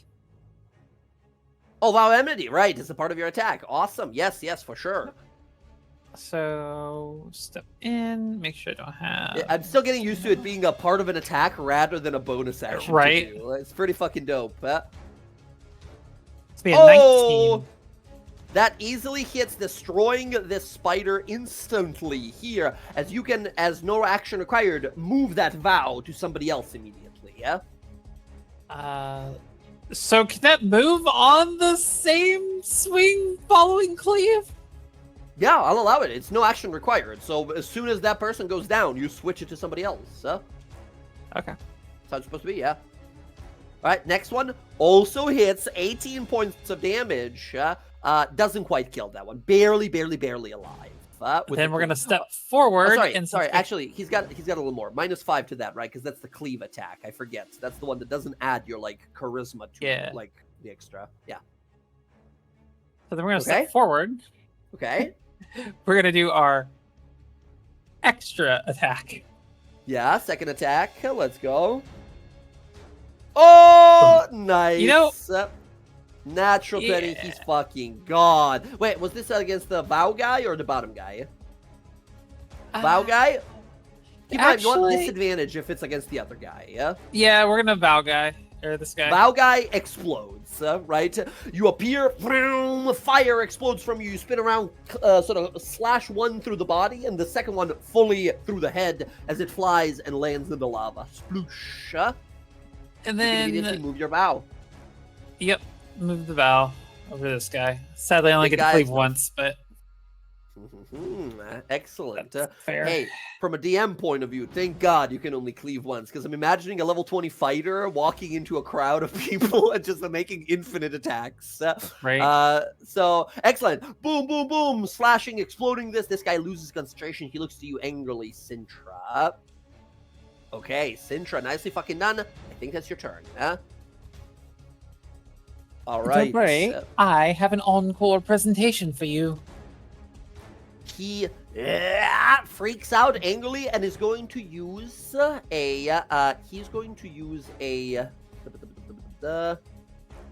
looking back, what's happening? He's going to take one legendary action here to use an ability called Command Spider. He's going to look at an ally and command them to do something nasty. Is he within 30 feet of any of these guys? Yes, he is. The one in front of Nizlik. Oh, sorry, the one behind you, actually, Sintra, when you're attacking this guy. He's going to use this, called Command Spider, as a legendary action. He tells one of his guys to run at you and attack you as a reaction. They can move half their speed and attack. Sintra, this one behind you, runs up and immediately tries to attack. Here comes a bite attack against you, Sintra. Oh my god, what is happening? Sintra, another crit So against here's you. a question. Yes. Because a nat 20 isn't technically a nat 20 on me, can I silvery barbs it? I'll allow it because yes, they count as a normal hit for you. I'll allow it if you want to. Huh? I'm going to force him to re-roll it. Excellent. Reroll 11 misses. You steal that Perfect. luck, and you can give. It I'm giving the advantage to Nizlik. Nizlik gets That is- advantage on his next d20 roll. Thank you. Can I just say that, like, Jay, take it easy on the. You've rolled 5 natural 20s this And one you guys combat. have rolled 5 1s. It's not me. It's you guys. Tell me as about well. it. I do want to say also, though, Oh because my I forgot God. about my horse, Mm. I'm going to have the horse just teleport out over here with Jiminar. Remember, when you're not riding it, it can fight. It can straight up go to people and attack them, right? Oh, it that's can? nice. Oh, Yeah, shit. yeah. When you're riding it, it's just a mount. When you're not, it's just a combat companion. Oh, okay. Then can it just make its attack real quick? Punch a spider? Yeah, sure. If you want. Yeah, To, I'll have it. go right ahead. Fuck those spiders. Remember, these little guys are minions. They die from any damage, but the other caps, they're actual enemies. What's a horse to do? Yeah, well, I'll have it kick this one in the event that it maybe kills it. Who Hell yeah, knows? let's go. Give it an attack roll.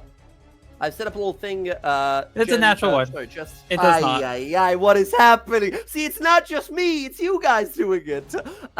Okay, but just so you know, Jess, if you click the token from now on, you'll see all of its abilities show up on top, so you don't have to always open its character sheet. Oh, yeah? okay, cool. All right, Sintra, that happens at the end of a turn. This guy attacks you commands an ally to sort of sneak attack you or attack you from the back. Nothing happens. Klaus, it is your turn. What are you going to do? Well, first I drop. First, you drop. Unless you have feather fall or any means of stopping yourself from falling, you're just gonna straight up fall 40 feet. How much damage is that? That is 4d6. That is 16 points of falling damage. As you smack on the ground not and land bad. I'll take it. prone. I'll take it. You are I'll prone take it. and Oh, restrained gosh. on the ground into webbing. Okay. I take 10 damage because Right, the temporary. temp HP. Yeah. I am going to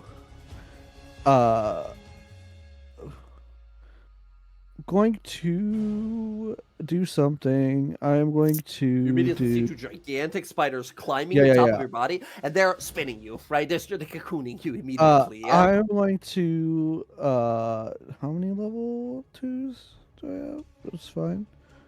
Your commander, these webs that are Yeah, on yeah. you, they're not that hard to destroy. They're also vulnerable to Right, fire. right. So I we're also going to see if this will break it. Hopefully it will. But I'm going to cast Arms of Hadar on myself. Ooh. So Hell if you can yes. see As that long there. as you do, I'll cast it at level 2. as long as you do 5 damage, it will destroy the webs. So because I want to within 10, everything in 10 feet of me, which I'm hoping is all 3 of these spiders.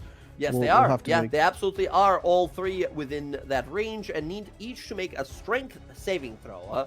One on the Here, left. let me roll some. One on the bottom damage, right. too. Oh my god. One Oh on the my top gosh. right. Okay. Okay. Well, 2 succeed and 1 fails. Okay, and then here's the. As long as you roll Damage, 5 here we damage go. on the 3D. Oh, you said 3rd level or second? What level? Second level. So Second it's level. gonna be So 3d6. I don't know why. There it goes. Are you kidding me? Oh my god. Wow. No We way. need to I take don't our dice believe out it. back and beat them. I don't believe that. Are you kidding I me? just thought to myself, like, well, it's unless you roll like double 1s and a 2 is the only way you don't. Klaus, you go to activate your spell to unleash this necrotic burst. One of the spiders smacks you with a foreleg and sort of knocks your spell around, and it unleashes still, doing 4 points of damage. 2 of them succeed, so they take 2 points of damage instead. Wow. But the guy who failed does not get a reaction, at least. The guy so, that failed, which is the bottom right guy who failed, he no reaction for him. But the webs have 1 hit point remaining. Unfortunately. Are you fucking kidding me? Okay.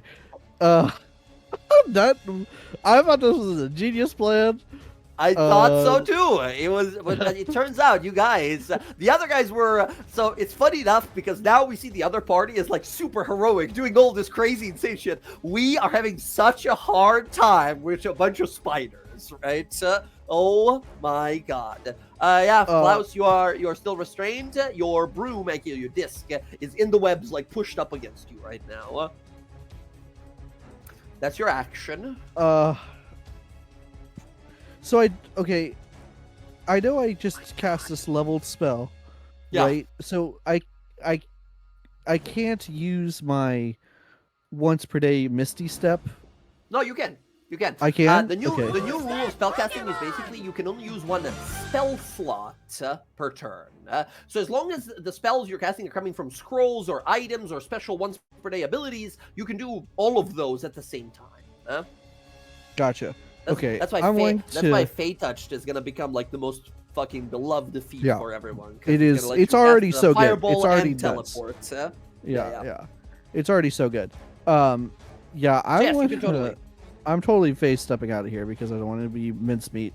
Yes, excellent. I think I'm Starting going to for go teleport. towards. I want to go towards the dude. Okay, Step to before you do, Zach, the player, the person, just to clarify, you're going to teleport while prone and restrained at the edge of a cliff overlooking a lava lake next to the big scary bad guy. Yeah? I'm just what else do I confirming. do? I'm saying it out loud so you hear what I'm saying.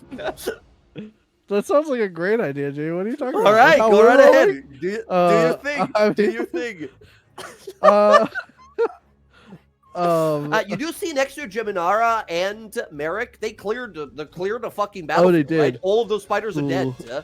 Those are all dead guys. In fact, Okay. I'm gonna send them a little further down the line here, just to sort of clear out the battlefield a little bit, as all these guys are left. You know what? dead and behind. I'll face step right next to Jiminar.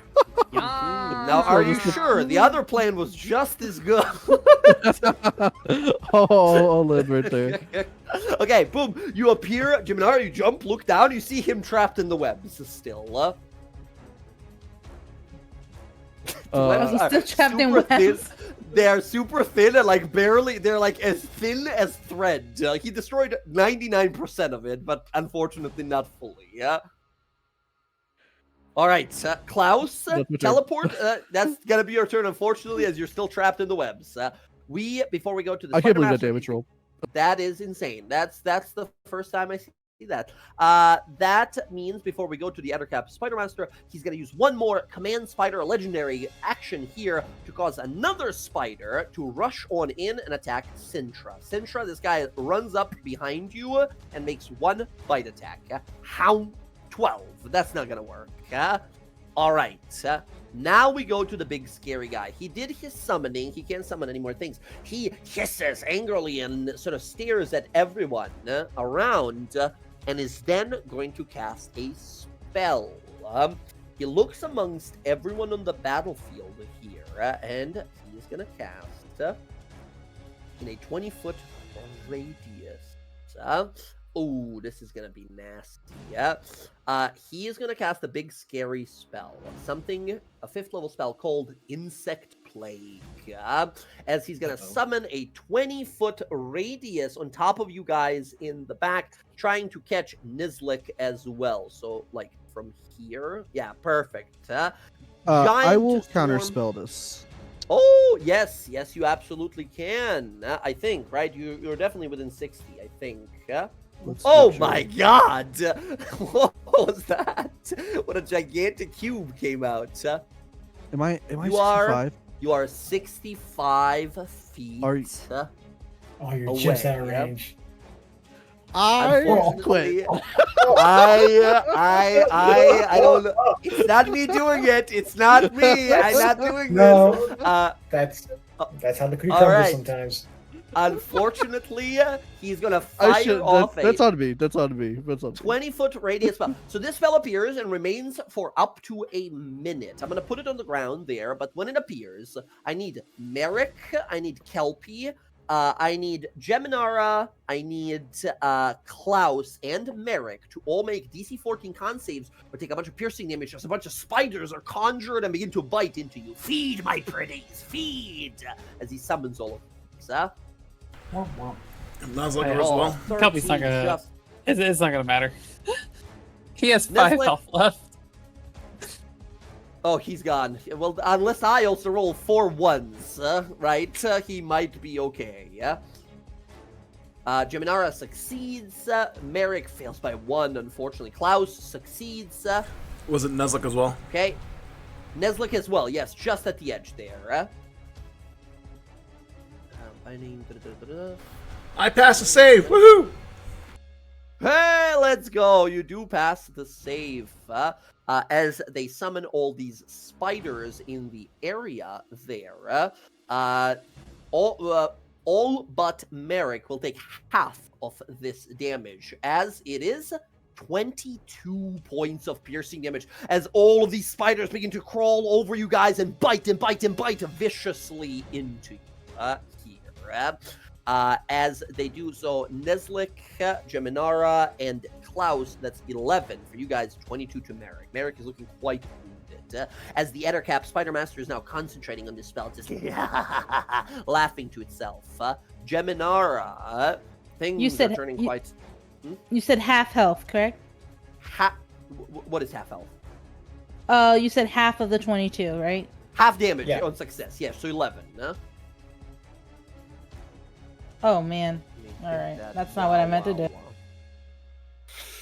Oh my god, Geminara just got killed. I hit 11, but it just put my health as 11, so minus 11. Yes.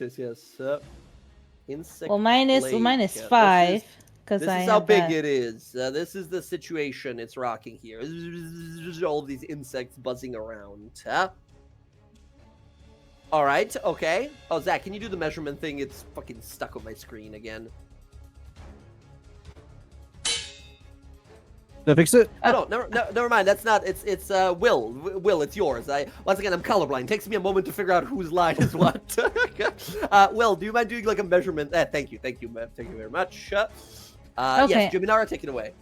I'm gonna do Aura of Vitality. Aura of Vitality comes out.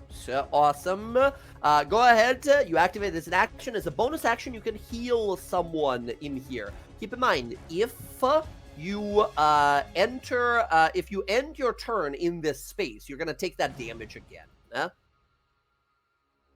Yeah, but she's not gonna. She's gonna move up a little. Okay. And she's going to use her staff to heal Merrick. Oh wait, I think I automatically can heal someone, right? With this bonus of Aura Vitality. Aura Vitality is an action to cast, and then bonus action to give healing to someone. It just gives you a 30-foot radius, 1 minute, bonus action every turn you can heal people. So you won't be able to use your staff if you cast your Aura of Vitality, yeah? Okay, she'll just heal. She'll heal Merrick, but because he's in the circle by the unicorn, he'll be healed. Nizligal will be healed. So it's everyone will, right? Every single person in the aura, I believe. Yep. Hell yes, and I believe Klaus is also in the aura, just barely in there.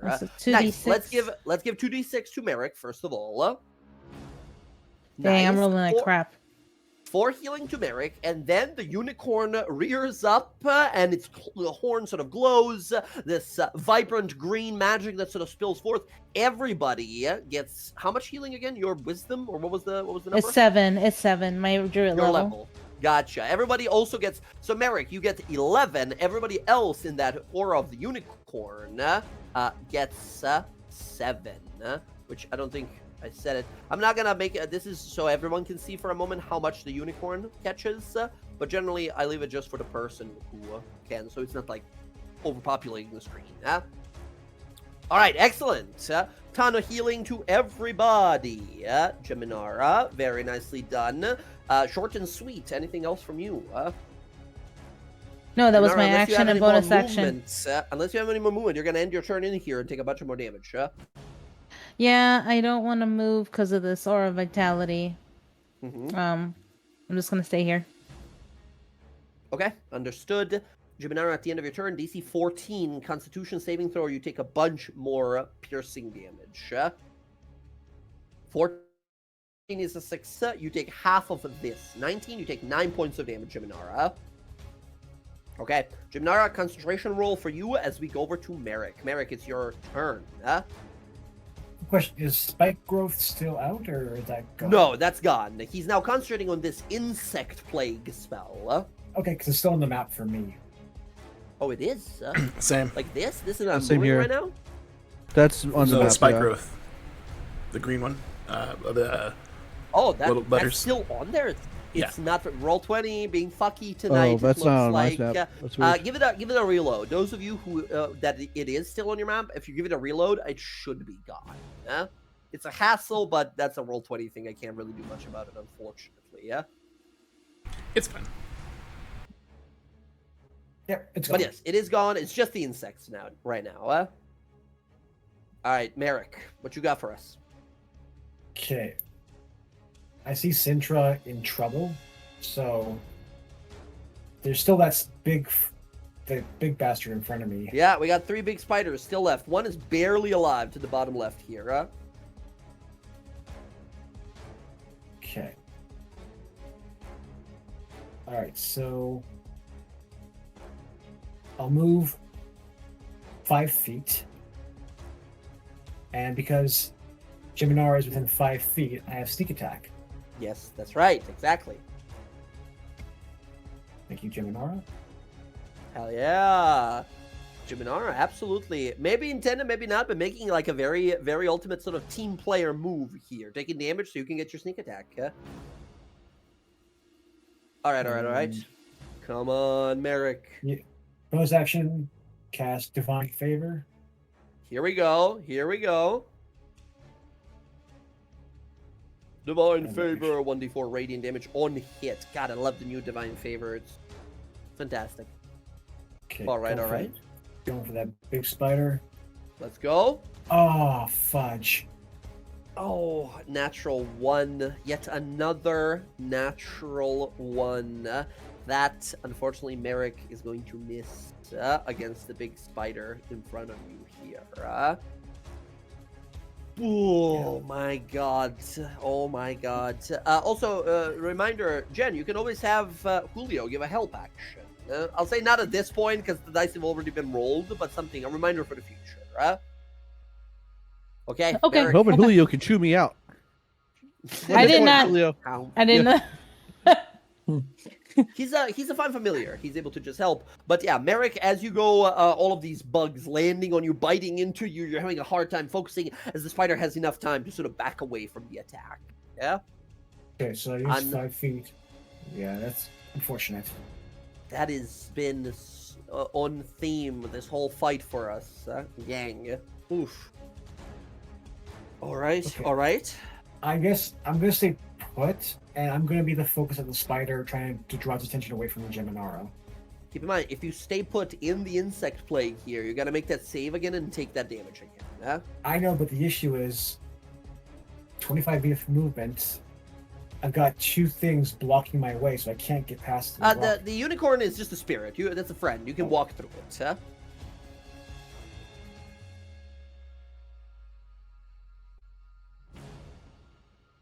Would 20 feet get me just on the outside? It's just at the edge there. I'll say because you're on the very edge there, I'll give you advantage on your con save, but you're still kind of partially in it. But keep in mind, you might get an opportunity attack from the giant spider in front of you. I'm aware. And I've been critting a little too many times tonight. Sorry, Jen. I gotta get out of here. If I go down, we're in big trouble. Yeah, 25 south will easily get you out there. Yeah, I'll use... Yeah, 20 feet to get out that. Go there. Okay. Merrick, the spider lunges as you leave. Mm-hmm. 14, missing. Yes. You quickly get out. Very good. No save for you. I bash its mandible away with my shield. Excellent. Pow! As you smack it, light glowing on your weapon still as you flee, as you realize you can't do it like this. You have to be tactical about this. You can't fight on your enemy's terms. Yeah, that All bridge. right. Unfortunately, Nuzlocke and Sintra are like just isolated away from us, and they've completely like. That's right. That's why the spell came down, right? To separate you guys. All right. Merrick, that said, at the end of your turn, the Spider Master is going to use yet another use of its Command Spider ability, and he's going to command the one in front of Nizlik to bite Nizlik. Nizlik, 1 bite against you. Count 10, missing you, Nizlik. Speaking of which... 1 second, please. Which one was that? That was the one to the left here, the one who's bludgeoned. Okay, where's this thing at? Oh, Tipsy Sway. As a reaction, you spend a key point to hit one creature of your... causes that attack to hit one creature of your choice other than you that you can see within. Now, keep in mind, that attack, it specifies that attack, right? So it would mean that 10 that he rolled against you, you would cause him to attack his friend with a 10. Oh. Not going to hit his friend. That's not what I thought it meant. Okay, then can I take that back? Yeah, totally, yeah. Excellent, thank you. Just so you know for the future, so this is super ideal for the monks, because monks usually have high AC, yeah? So if they roll high enough, but it's like close to your AC, but not exactly hitting you, that's the one you want to send to the enemies, right? All right, yep. Nizlik, Understood. it is your turn now.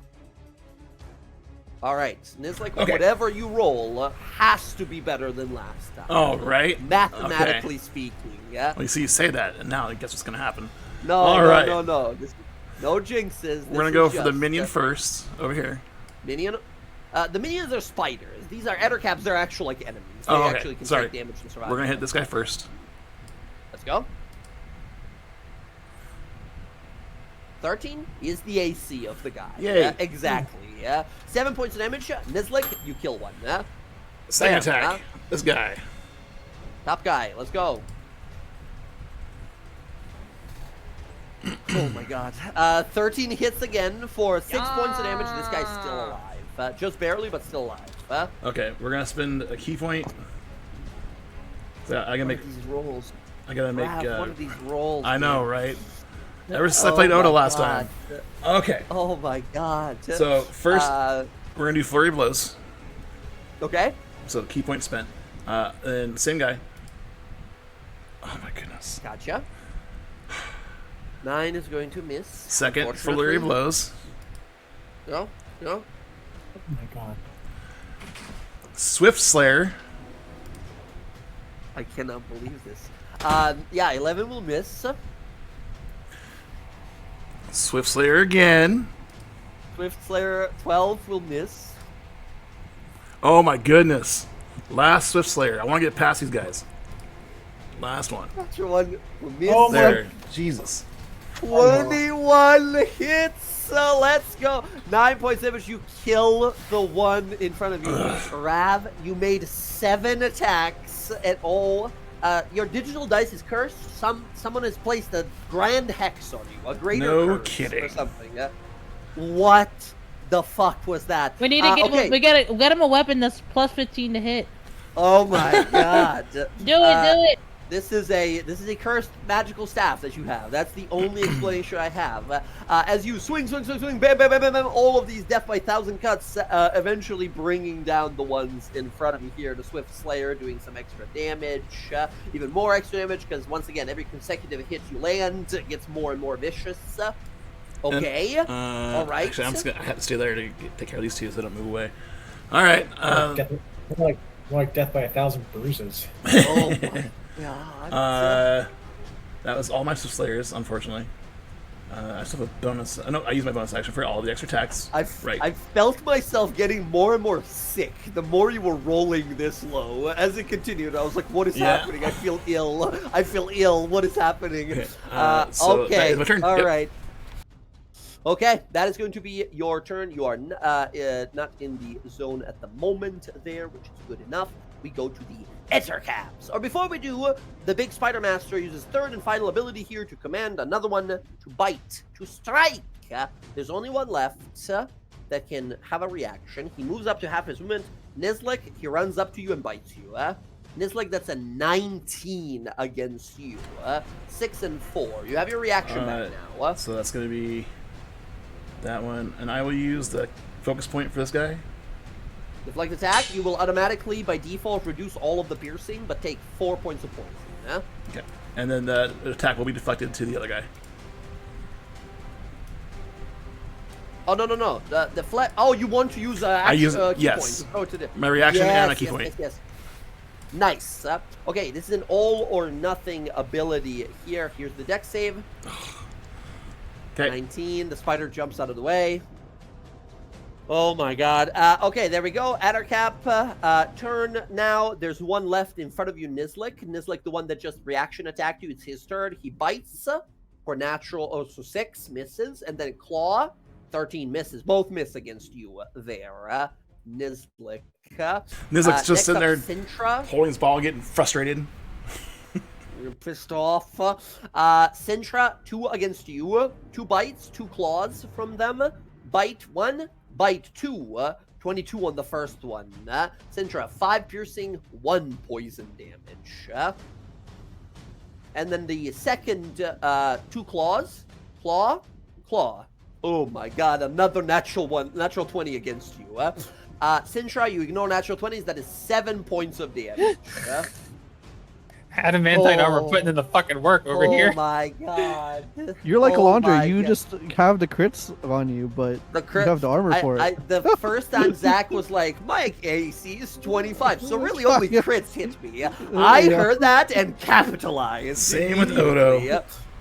Oh my Christ. Okay, that is all of the Ettercaps as they make these attacks and such. You see the battle that is unfolding up here. The fire creatures are starting to push their way back against the spiders, but there's still a massive battle happening there. They're hoping you guys beat them, or they eventually beat the enemies over there, and they can sort of join together.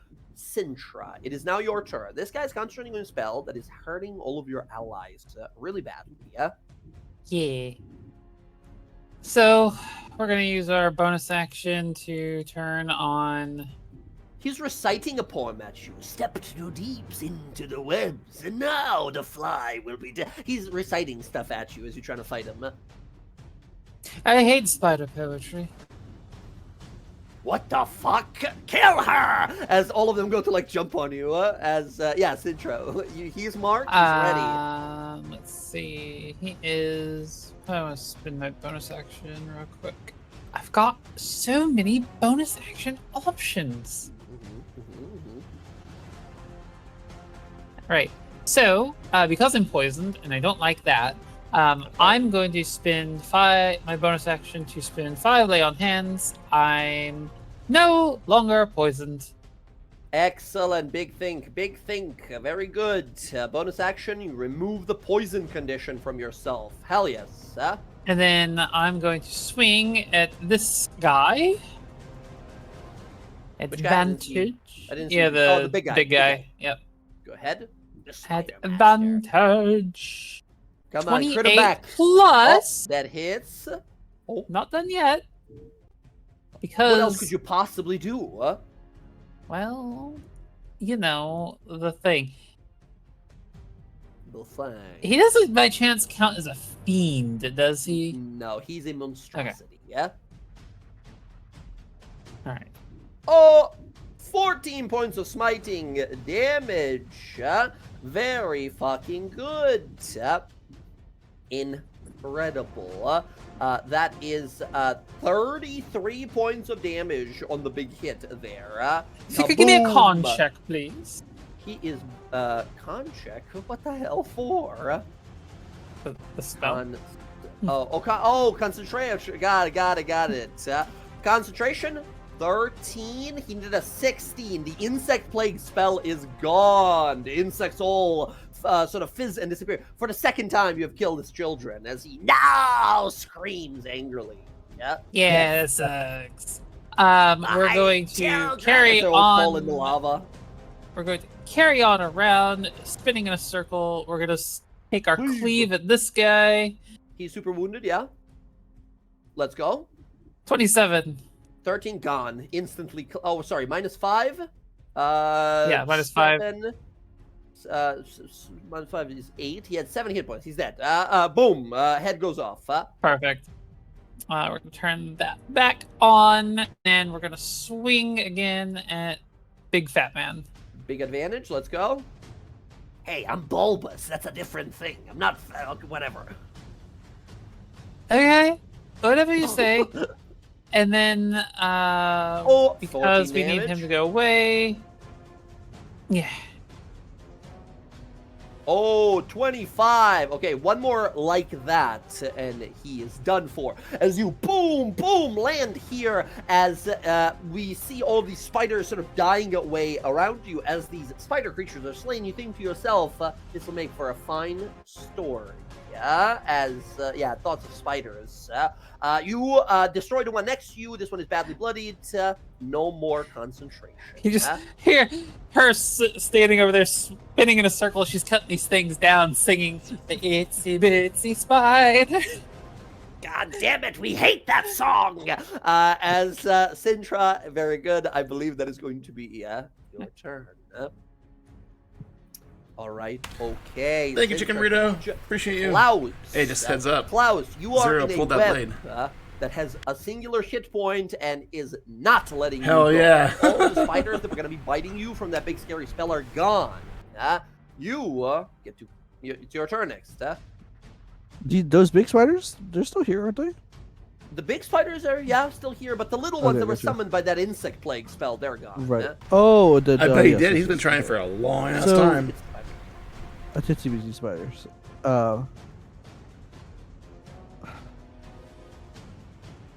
Can I Eldritch Blast these off me?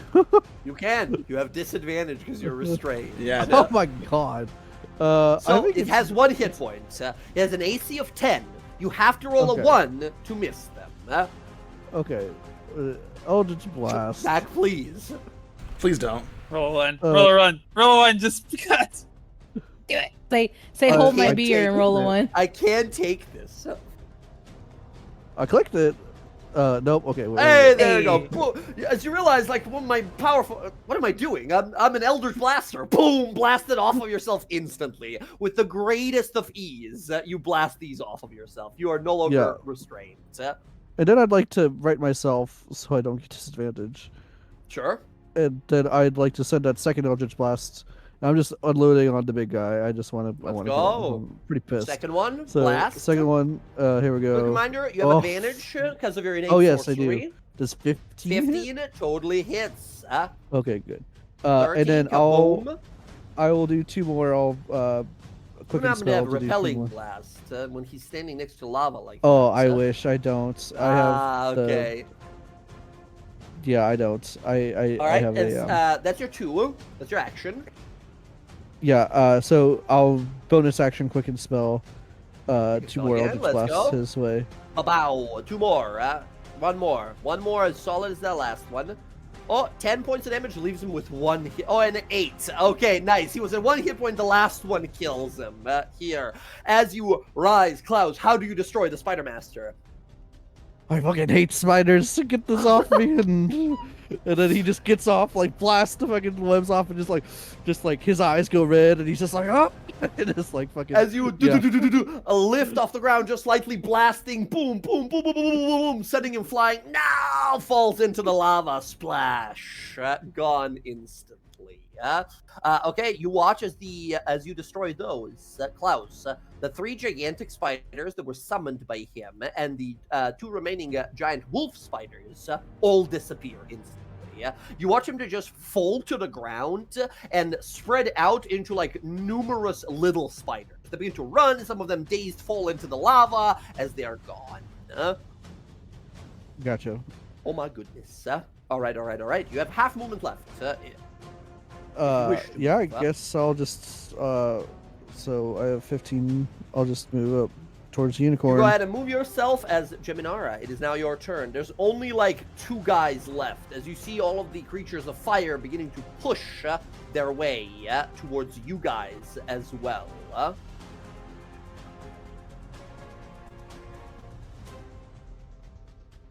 What you got, Geminara? Let's see here.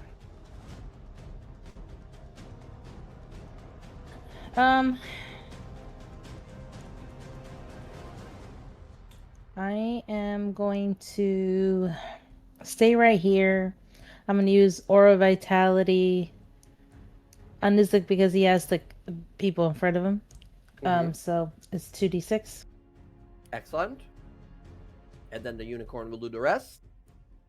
Nice. 5 healing to Nizlik, and then 7 more. So 12 to Nizlik. And then 7 to Klaus, 7 to Jiminara. And then Merrick is just out of it, unfortunately. Thank you. I am going to... He doesn't have any enemies by him, so I'm not too worried about him getting hit. Okay. I did the same thing Zach did. Oh my god, gigantic cubes all of a sudden. Pokemon! Okay. Alright, that's your bonus. Yeah, that's my bonus action. If I cast, this is the thing, when I use the staff, it's counting an action even though the spell is a bonus action, correct? What do you mean? What spell Like, in particular? in the staff, oh, I don't think the staff has a healing word. Hold on here. I don't think it does. I think it's Cure Wounds and Mass Cure Wounds. That's it. I don't think it has anything bonus. Yeah, okay. But still, use the bonus action for Aura Vitality. Yeah, that's why I was thinking I could use the staff to cast it, but it's okay. I am going to just hit this creature in front of him over here. I don't know which one looks the worse. I guess this one. But yeah, there's only one in front of him there left that's alive. Oh, those are dead? The Those X's all are dead. through them? The X's are all dead. It should be X's on them. You guys should be able to see, unless it's not updating for you guys. Well, I see an X through it. I didn't know if there was a dead one underneath them. No, they're dead. They're all just dead there. Okay, I'm going to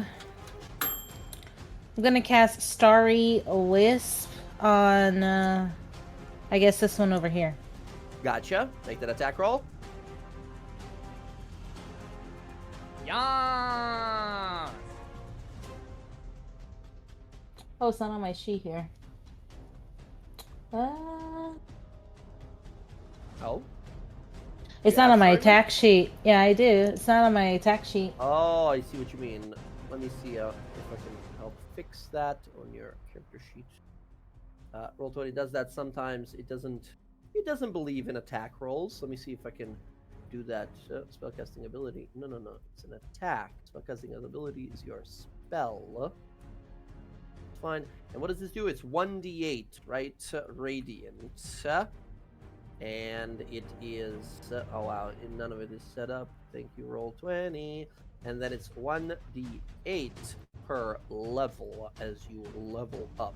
Okay, if you take a look at your spell attacks, there should be Starry Wisp added in there now. It'll probably be somewhere at the very bottom. Oh, except it's not actual attack. There we go. I Now it's pressed fine. it. Oh, do I have to press it again? Yeah, you should be able to roll it now. Hopefully. I think because it's a cantrip, it's making me ask a level. Oh, what the fuck? That's not supposed to do that. I'll fix that as well. That's a Roll20 kerfuffle, a problem in Roll20, but I'll fix that. 11, however, will miss. Jen, I'm gonna mess with your character sheet for just a moment here to fix it. Okay. Sorry, Wiz. But yes, 11 unfortunately misses. Any other movement for you? No, I moved as much as I can on here. I don't want to get near that thing that's in front of Nizlik, so I'll stay right here. Gotcha. Cantrip progression, cantrip dice. So, there we go. Okay, Jen, give it one more test shot, but it should work fine now. Nope. son of a bitch. It's okay. It's also probably because that Okay, you can now you I can got spell it, up it. Gotcha. I was gonna say now should be fine. Now should just work properly. Give it one more test shot. There we go. Fucking shit. All right, that works. All right. Okay. That misses. Geminar, that's your turn. Merrick, sorry for the hold up. It's your turn. 2 guys left, but they're quite far away. Yeah. No, don't worry, because I'm going to actually move 30 feet. Okay. Bonus action, dash. Oh, okay. Move 50 feet, all the way there. Gotcha. I'm going to attack this one with the rapier. Oh shit! I forget about the rogue movement. My God. And I get sneak attack as well. Yes, you do. And this looks right there. Come on, please hit. Come on. There we Yeah, go. let's fucking go. 22 hits. Oh, that's a kill. That's instantly a kill on this guy. And yeah. then, Kaboom. then Wails from the grave, 30 feet. Oh, he's perfectly 30 feet. Love to see it. 2d6 necrotic. Let's go. Ugh. 3 points of damage. Okay, he is barely alive after that. As you stab this one and piercing right through him, send out the energy that also boom blasts the other guy in the shoulder as he falls to one knee. Looking up, just skittering, freaking out. Okay, Merrick, big. Finish it off, Sintra. Yes, Working on it. Or will it be Sintra, unless Merrick, you're going to move your remaining however much movement you have from the dash. It is Neslick's turn next. I got 4 more feet. Sure, I'll move another 5 feet up here. Sounds good. Sounds good. Neslick, you look up. Sorry, Merrick and Neslick, you guys look on up, and you see this fire golem, badly damaged at this point, but is pushing its way through these spiders, slowly killing them off, coming to sort of meet with you guys towards this end. What happened to the big spiders down at the bottom? They all die? They disappeared when the guy that summoned them died. Oh, okay. They only remain as long as the big guy's alive. Gotcha. And the only one left down here is this guy, right? There's only one left barely alive after Merrick's strange sort of shadow energy hit him as they're like holding onto their shoulder, looking over to Sindra, who's also winding up to snack him. Alright, 30 feet. I still have 15 left. We're going to take the attack on him. Let's Come go. on, dice. Hey. 16 fucking hits for 8 points of damage. Nizlik, how do you kill this last guy? Why do I have +5? You crit. The other roll is a crit, right? So you automatically added it in case you had advantage. Gotcha. He just runs up, tired of missing all these spiders, just slams his staff right over this thing, spears it basically. Boom. Just runs up, no grace, just. Boom, clonk it. As you do, as it falls to the floor, you guys quickly begin to look to the north, move to these guys, as these Phoenix-born and the giant golem that's with them push their way down until no more spiders remain. There is a moment here of pause. As these Phoenix-born look over to you, the giant golem turns and starts walking towards you guys as one of the Phoenix-born puts his hand on it. They speak to each other in like chirps and bird noises, and then one amongst them, you see, flies up from the mountain and lands in front of you all. As the Phoenix-born in front of you kind of land, you see fire wreathing his wings and his eyes burning as he lands there. He says, "Hold, strangers. I am Sahad, the ever-burning, leader of my people here, defenders of the Phoenix Rest. Who are you all? You come to us in a time of threats and webs, of shadow and red mist, and you slay our foes. For that, we call you allies. But your names we must know first. Greetings, Sahad. Sintra, the songstress of the Sealy Court, envoys to Queen Titania. We're actually here to seek your aid on her behest. Queen Titania calls for aid, huh?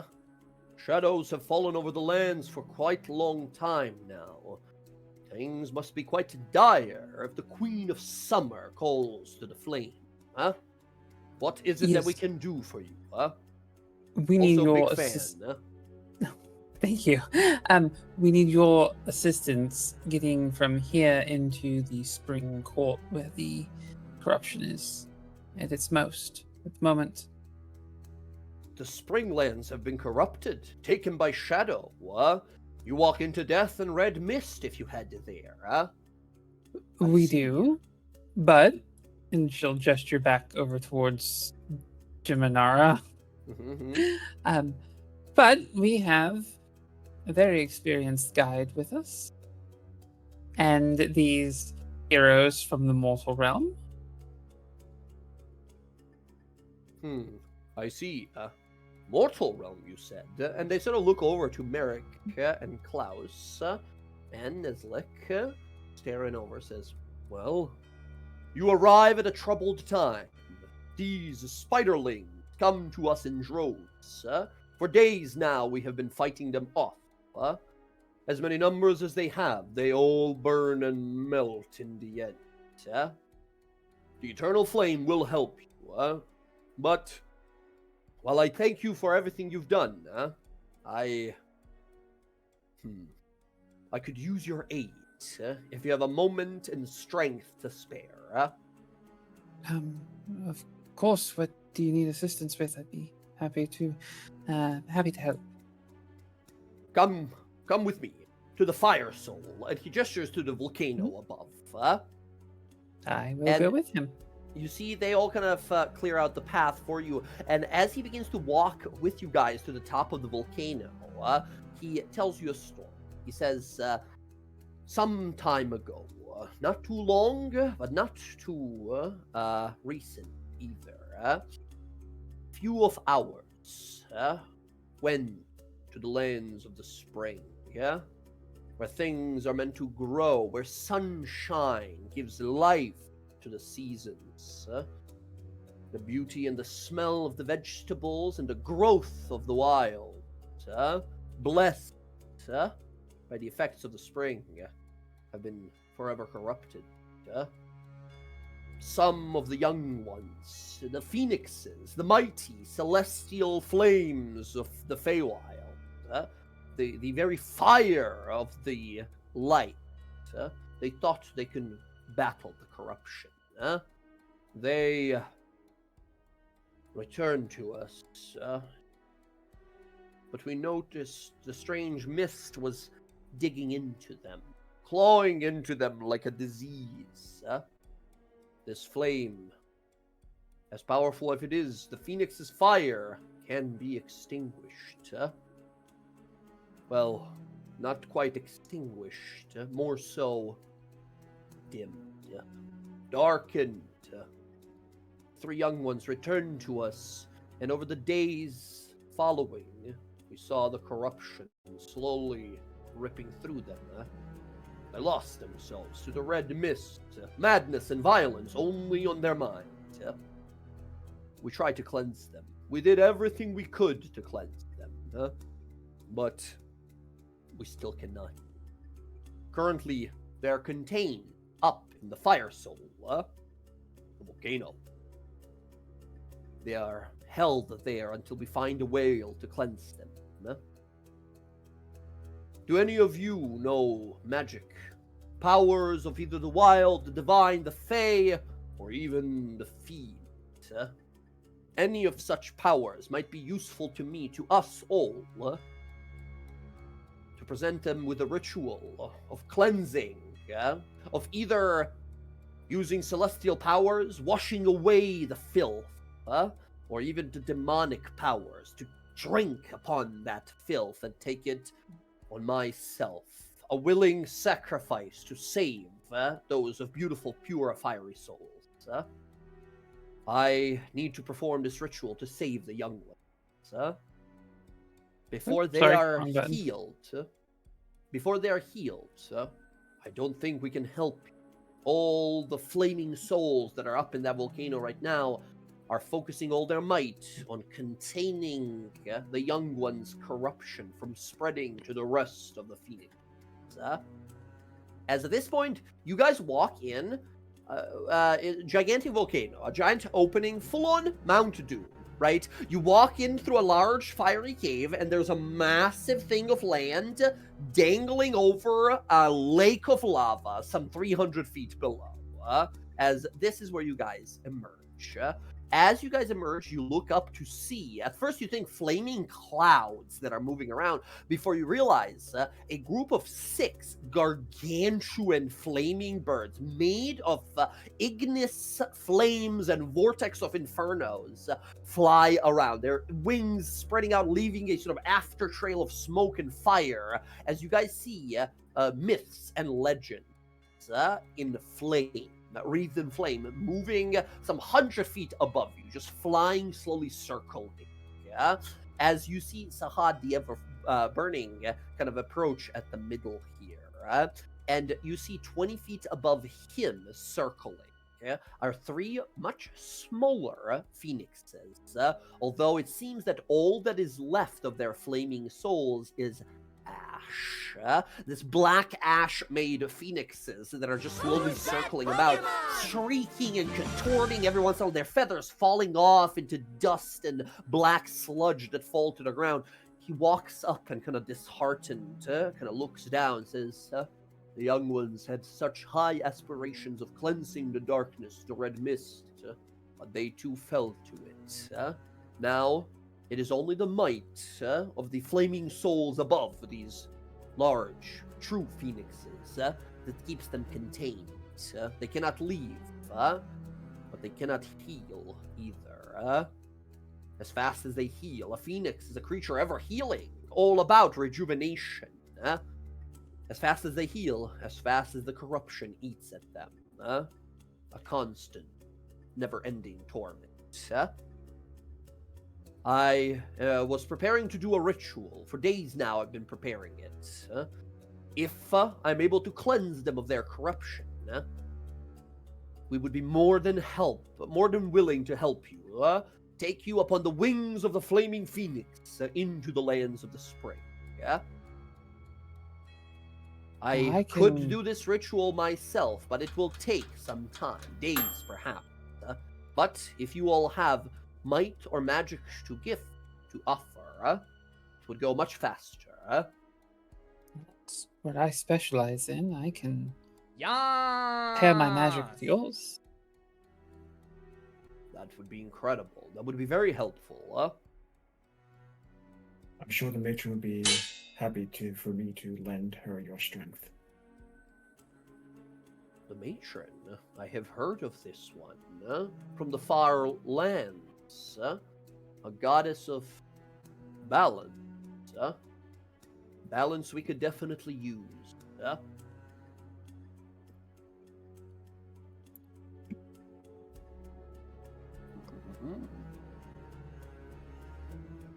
He looks to you all there, says, very well.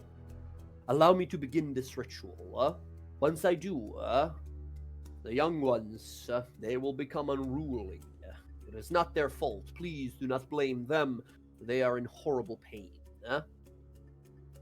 So, just aid if you can. And I thank you. Let us begin. Will do. Before you do anything here, Jess, as he begins to sort of conjure this ritual, as a flaming vortex begins to surround us, bubbling lava below, exploding, sending jets of flaming molten rock some 300-400 feet into the air past you, as you guys realize you're standing at the center of a currently erupting volcano. Heat brushing against you guys, sweat begins to pour down your faces here as you feel bits of it splashing and falling near you here, a little danger close, as these phoenixes begin to shriek as a flaming bunch of magical sort of circles and symbology written in Fey and Celestial languages begin to whip around this guy, around Sahad the Ever-Burning, as he begins this ritual here. Friends, that's where we're going to end the session for tonight. Here. We're going to pause right here at the beginning of the ritual, as it seems that the phoenixes that are supposed to help us are also preoccupied by their own woes and corruption. Next time we pick it up, we're going to do a little ritual, see if we can help these guys. But if things go bad, these phoenixes might turn against us, these young ones. So, that said, friends, thank you so much for gaming. As always, as a quick mention, that was the most unlucky session that we've ever had.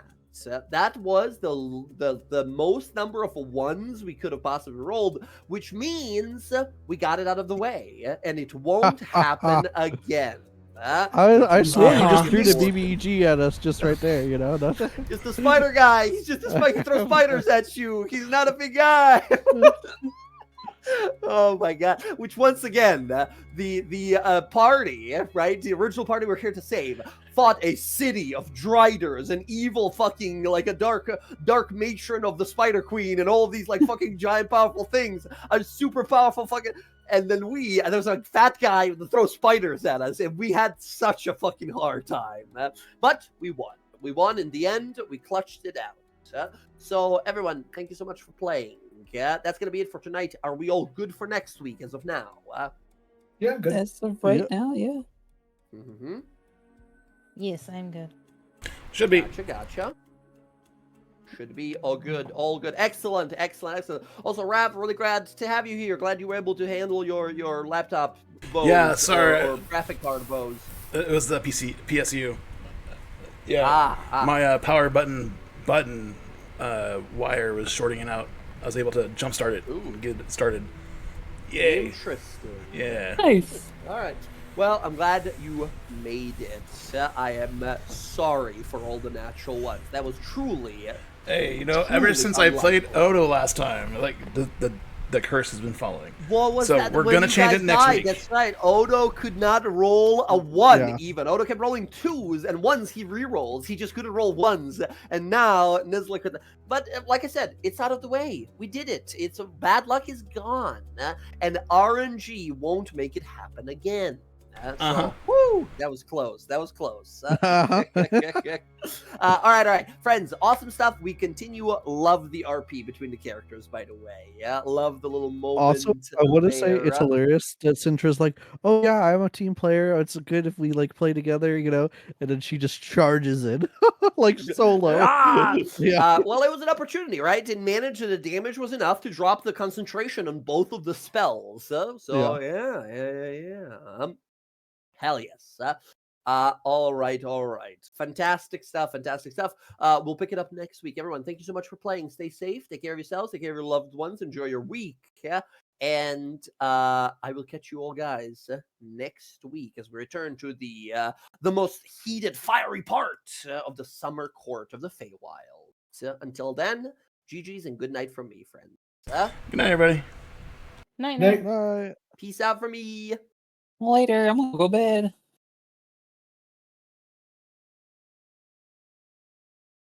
Okay, everyone. Thanks for hanging out for our Wildemount campaign. I'm glad my computer decided to work. I amazed myself by troubleshooting it. So once again, thank you very much. I'll be back Sunday, and then maybe we'll be back later this week. Maybe tomorrow if my computer holds up. I don't know. It held fine tonight, so maybe I'll try and do some Marvel Rivals pretty soon. Hopefully, it'd be nice. I'm in Jonesin. Zero, congratulations on the pulling the sword. Give me 1 second here. I'm gonna see if I can pull this up. If the scene might make a noise, guys. I'm gonna change it.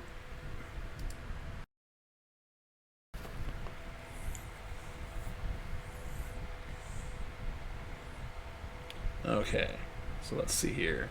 I should have somewhere in here. Where are you at?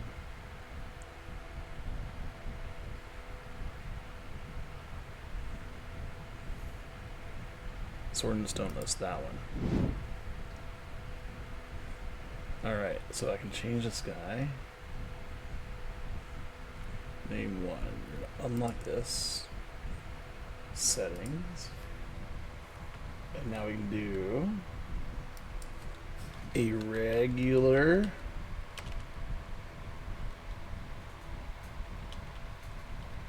Regular 0.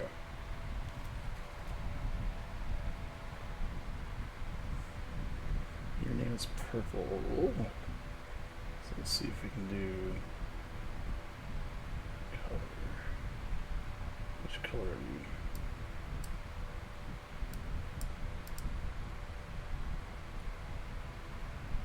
Pink. There we go.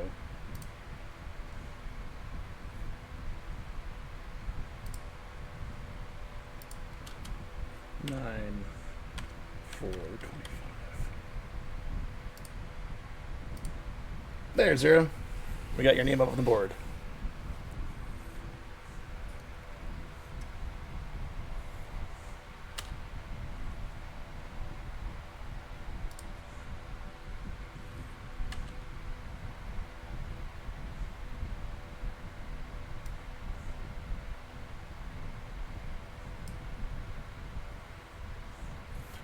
Nice. I need a rice bag crown. Rice bag crown. Rice bag crown. Let's see here. Let's see what we do there. Can I put a crown in? Yeah, I'll do that on my something else. I'll have to make a crown. Yeah. Get it. All right. So we are going to read out. Well, actually, let me put this in Discord first.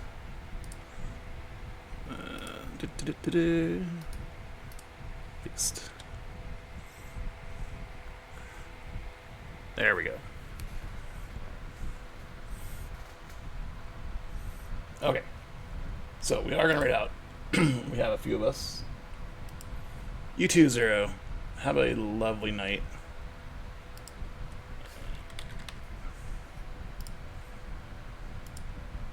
And we'll see you next time.